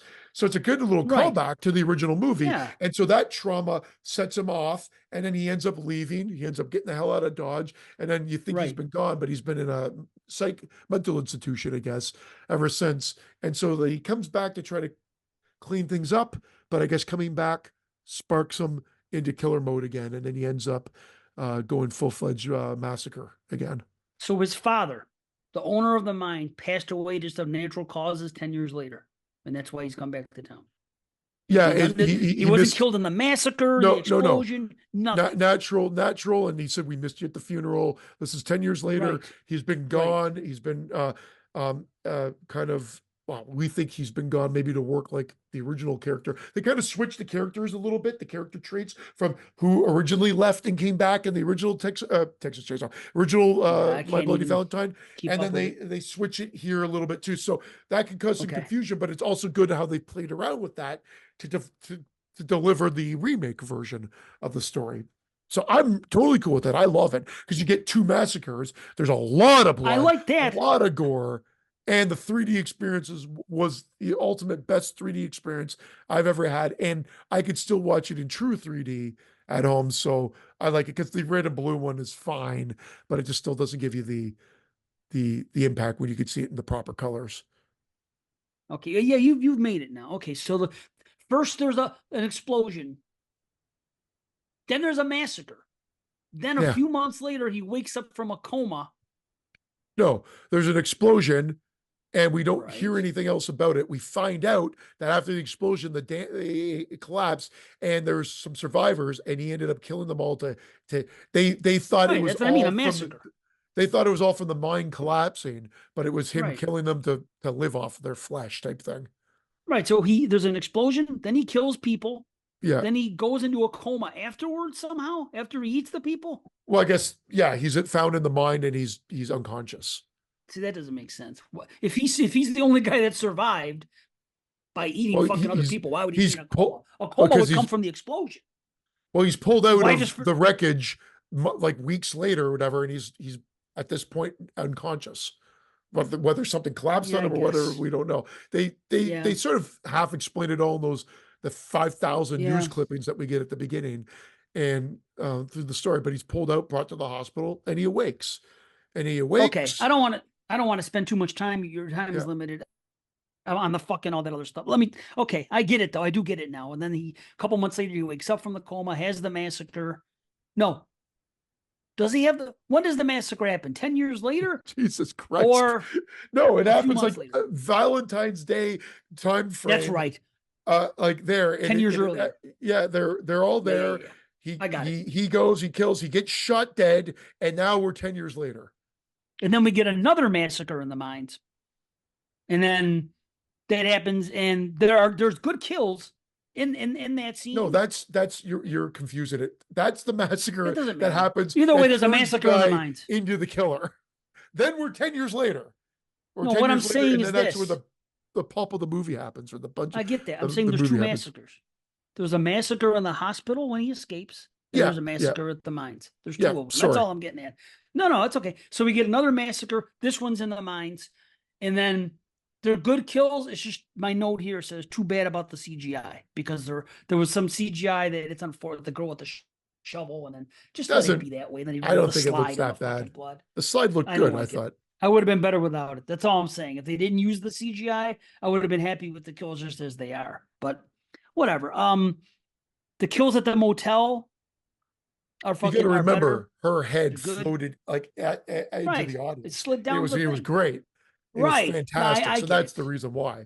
When you start True. going into 2D, it loses that effect. It's like the eye popping out Yeah. of Rick in I part know. three of Friday the 13th. Like at the end of the day, it was created for a reason. And that reason, A, you get the eye coming out at you from a pitchfork in this movie as well. That first kid, the first kid that gets killed at the party.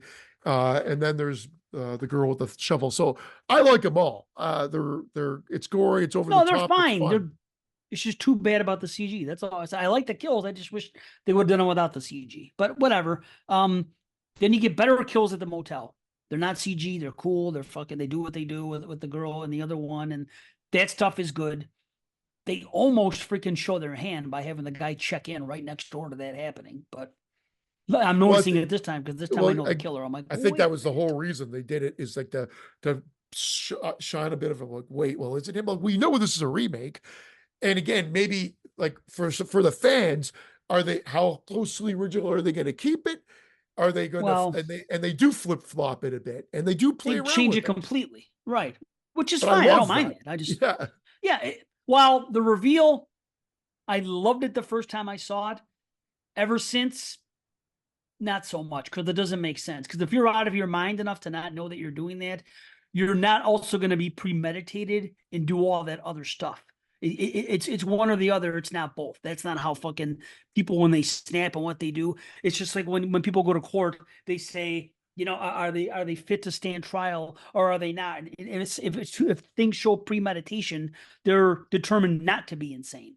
So you can't have it both ways because he does all that premeditation shit by trying to frame the other guy by putting all those the empty Valentine boxes in the place and everything else. And the love triangle is fine. It's just that I preferred everything about the movie when it was just not about domestic shit. It's about the guy and his wife, and they have a kid, and they're all cops, and they got all these people from the mines, and there's so many bodies and so many different fucking people involved. All the cop stuff, too much of it, the political stuff, what's going on. It's just give me the fucking kids that want to have a party on that night. And if there's a discrepancy with fucking a jilted lover, or just like there was in the first one, let it be that. They put too much emphasis and wow, they spend too much time on all that stuff. And that to I like me, that.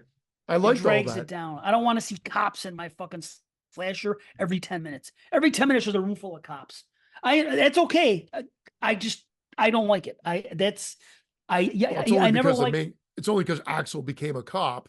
And so I know, we but we still. get a lot more of that. I don't know. I liked it. I thought the banter was great. I liked they pulled another Friday the 13th part 3. What's the other similarity to Friday the 13th part 3? We have an eye coming out at you, and we have the 3D aspect. There's two. There's another That was one. the issue. That I was fucking same thing. The CGI, the Oh fuck, man. CGEYE when it You're comes so out. much. You're so. I usually have the problem with the CG. I had no issue. The Yeah. only one that Wow. is a little bit problematic is um, the cartoony mouth shooting out from Tom Atkins. But because I again it love was that kill. 3D, it was a great kill up because Yes, it's a callback to the original, and then he pulls it and it comes right out at you. it's great. That's the one that's the most CG esque in my opinion. But again, in 3D, it was great. Wow. However, what is the other connection? There's one other connection I can think of: 3D, an eye coming out at you, and there's one more. Let me think about this. Let's see. So random, No, she but it got happens in killed. both. Oh, I know. A pregnant girl got killed. Yeah, a fucking Boom. pregnant girl got killed. You nailed it. Yes. But isn't that fucking crazy? Yes. Yeah. How about that? The I Friday wonder if that 3 was on remake. purpose because like I don't. Did Tom Farmer write this, or does he just act in it? I can't I don't remember. know. But because I know he's a Friday fan because he wrote Jason X as well. But Right. so I'm wondering if that was done on purpose. But it has to have been. Like it's so Yeah. crazy of a coincidence that they've done it. And then her reveal, her dead Hmm. body is really gory. Oh, that's the best part. I love that scene. And it says what it says on it. And that's Yeah. another thing I don't like. This girl is she's trying so hard to help the teenage girl who works at her parents' store with her. and she's crying when she gets pulled out the window. And every movement she makes seems like she really has a closeness with this girl. Then when the thing gets revealed, she's like, "Oh, I'm not blind." So you knew he was fucking her the whole time. Yet you're acting like you're best friends with her, and you're crying when she gets killed. When that to me, it's okay to be a good person. That's good. It does make her a good person, and I like Yeah. it, and I like her. She's like the only noble fucking character in the whole movie, if you think about it. Even Atkins gets killed because he tells the girl, "I'm retired." He didn't want to go in first, Yeah, you take point. right? But Yeah, there's you so take many one. I'm nice retired. callbacks, like the girl in the dryer coming out. Like Yes, that's they have a great. lot of nice Agreed. little callbacks, and they play around with it, and they still end up having the climax take place in the thing. It's not the same movie, but they do enough similarities and callbacks. So again, it's in remake tradition. It's if you're going to remake it. It's not on par with the original. The original is one of my personal favorite slashers, and one of my favorite standalone slashers, if not my favorite. Like, that I don't think that should come to any surprise based on our initial slasher show. It's great, great, great movie. And this was on my slasher list, and I still hold it in high regard. And again, it's about the same rating as it is the same rating as my last one. But if you actually see it in 3D in the theater, it could go up a whole half It the was full great point. there. Well, I yeah. would say, because that's how it's meant to be seen. Now I watch it at home in my basement on that TV, and it's still fun. It's still a lot of fun. And so I give it a 7.5, but it would go up possibly a whole other point for the 3D aspect as I well. enjoyed the 3D aspect, and that was great the first time I saw it. But the more I watch the movie, the more I check out, the more I'm over all the cop stuff and all the domestic stuff. And I just want to kick back. They require so much thinking in a slasher that's supposed to be a remake of just a fun slasher. There's so much going on here. It's like, I don't know. And the climax, I'm actually bored until they get to the mine. Like, is it this guy? Is it this guy? She's driving in the car with the guy. Then he shows up, and they're in the truck together. Then something happens. Then she goes and she meets her husband over here. They, It's all about well, these, yeah. and I just don't care at that point because it's so much of it. I want to see the kills, and I get it, and I respect the story, but I just fall out of it They more give and you more every so many time. fucking kills though in this movie. There's so many kills. That's the thing. There are It's good kills. like there's more kills in this movie than most slasher movies, and then they scream out a little bit there where they're flip flopping back and forth. Who do I trust? Who do I trust? How do I trust? There's a scream, but there was that in the original too a bit as like it's if it's one of It these was two, done who could so it be? well in the But original. so this one, like I get it, but that's why it's not on par with the original. But I still have a ton of fun with it. And Well, she's in that's two cool. holiday slasher movies. I had two remakes. Yeah. Isn't that funny? This and Silent Night. What about this in Silent Night? You like them both, you're saying? No, but the girls in both of them. Oh, I Jamie mean, King. yeah. Yeah. Yeah. So two No, that's holiday right. slasher remakes she's And in. she's cool. And she's a good Yeah. character. And I'm glad that girl got killed in the way she got displayed. The girl that he was cheating with. Because she knew, you know what I mean? She's supposed to be friends with this girl. She works at her parents' place, and she's screwing around with this fucking guy. And he's an asshole too. Another guy. There's not a good egg. Even these guys are assholes. The one guy, because he's a fucking loony, not an asshole, Yeah. but he's a killer. And the other guy, just Ooh, for no loony. reason, banging this chick. You know what I mean? He's got this dedicated wife and family. And I don't like the fact that one scene, the killer gets in the fucking place and kills the babysitter, but doesn't kill the kid. Why would you go there? I'm going to go to this house and kill the babysitter. Fuck you. Who gives a fuck? Kill the fucking kid. You really want to fucking hit someone where it hurts. They left stuff on the table too. That's something else. Didn't he Again, hide? I thought he hid. a big Which is- deal. You can't find a fucking 6-year-old kid hiding in a house if you're trying to kill him. Get the fuck out of here. Anyway, they show him coming up later. They go, oh, by the way, I was hiding. They never showed the guy looking for him. Nothing. But I liked the reveal a lot the first time because of what it was. Like, oh, because you don't see it coming. But every time I see it, and I notice more and more, and they're trying to play it off almost like a Fight Clubby thing, and I'm like, it just doesn't work to me. It just doesn't fucking. I love the fact when he's walking down the thing and he's hitting the lights and he's changing into Harry Warden. That's fucking brilliant, and the reveal is really cool. But if you think about it for more than a minute, for him to be doing all that stuff and everything, it just doesn't hold water for me. It just, I don't know. I can So I'll tell you this. I can see that. I like him hitting the lights. I think they do it too many times.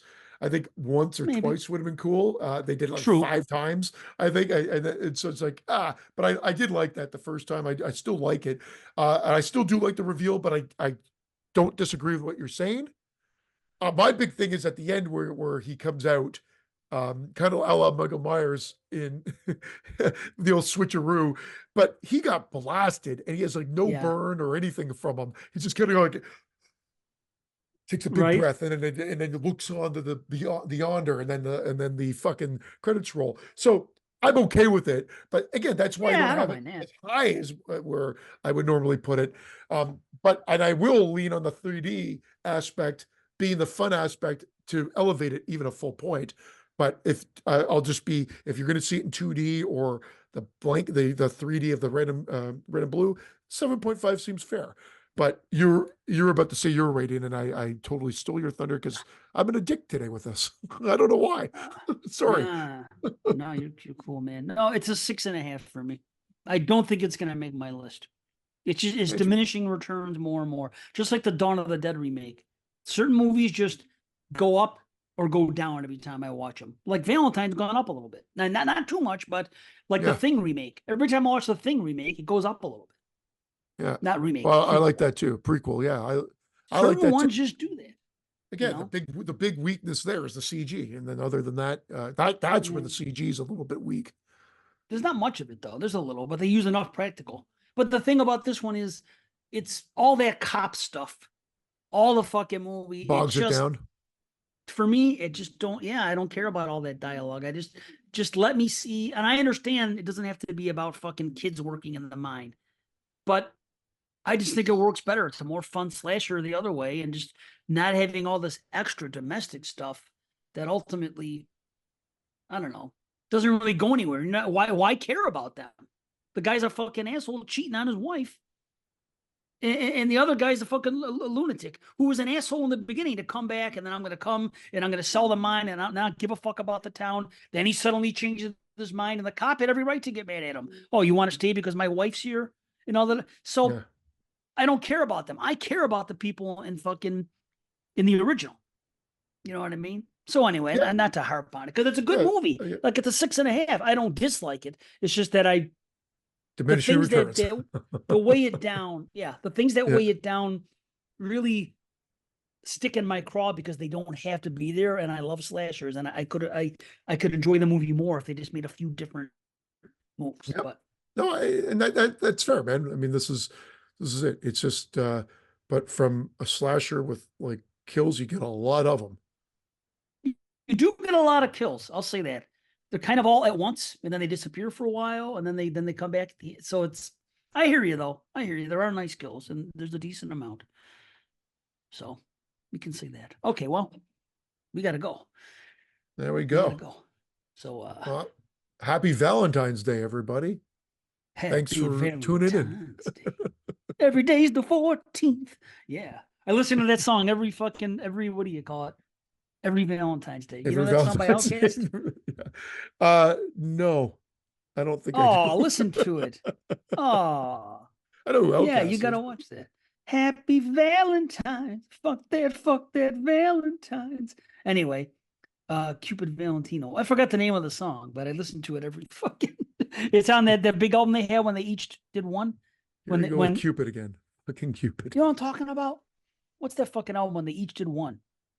You know what I'm I talking have no about? Big clue, Boy did man. one, and freaking Andre did the other, and it was a double album. I think they won a Yeah, Grammy for it. this is you're talking about people that I know that they had that "Hey Ya" song, and that's all I know Same for album, Outcast. actually. Yeah, Okay, my mind's fucked. My mind's fucked, so I can't remember. 5 years ago, I'd be able to tell you every fucking track on the album, the title, and fucking everything, but now I can't. So anyway, yeah. Much love, everybody, especially for Valentine's Day. Manchichi, Manchichi. See, you got anything to add? I said happy Valentine's Day. Take care. We'll see you next show. And that's it. All right. See you guys later. Peace.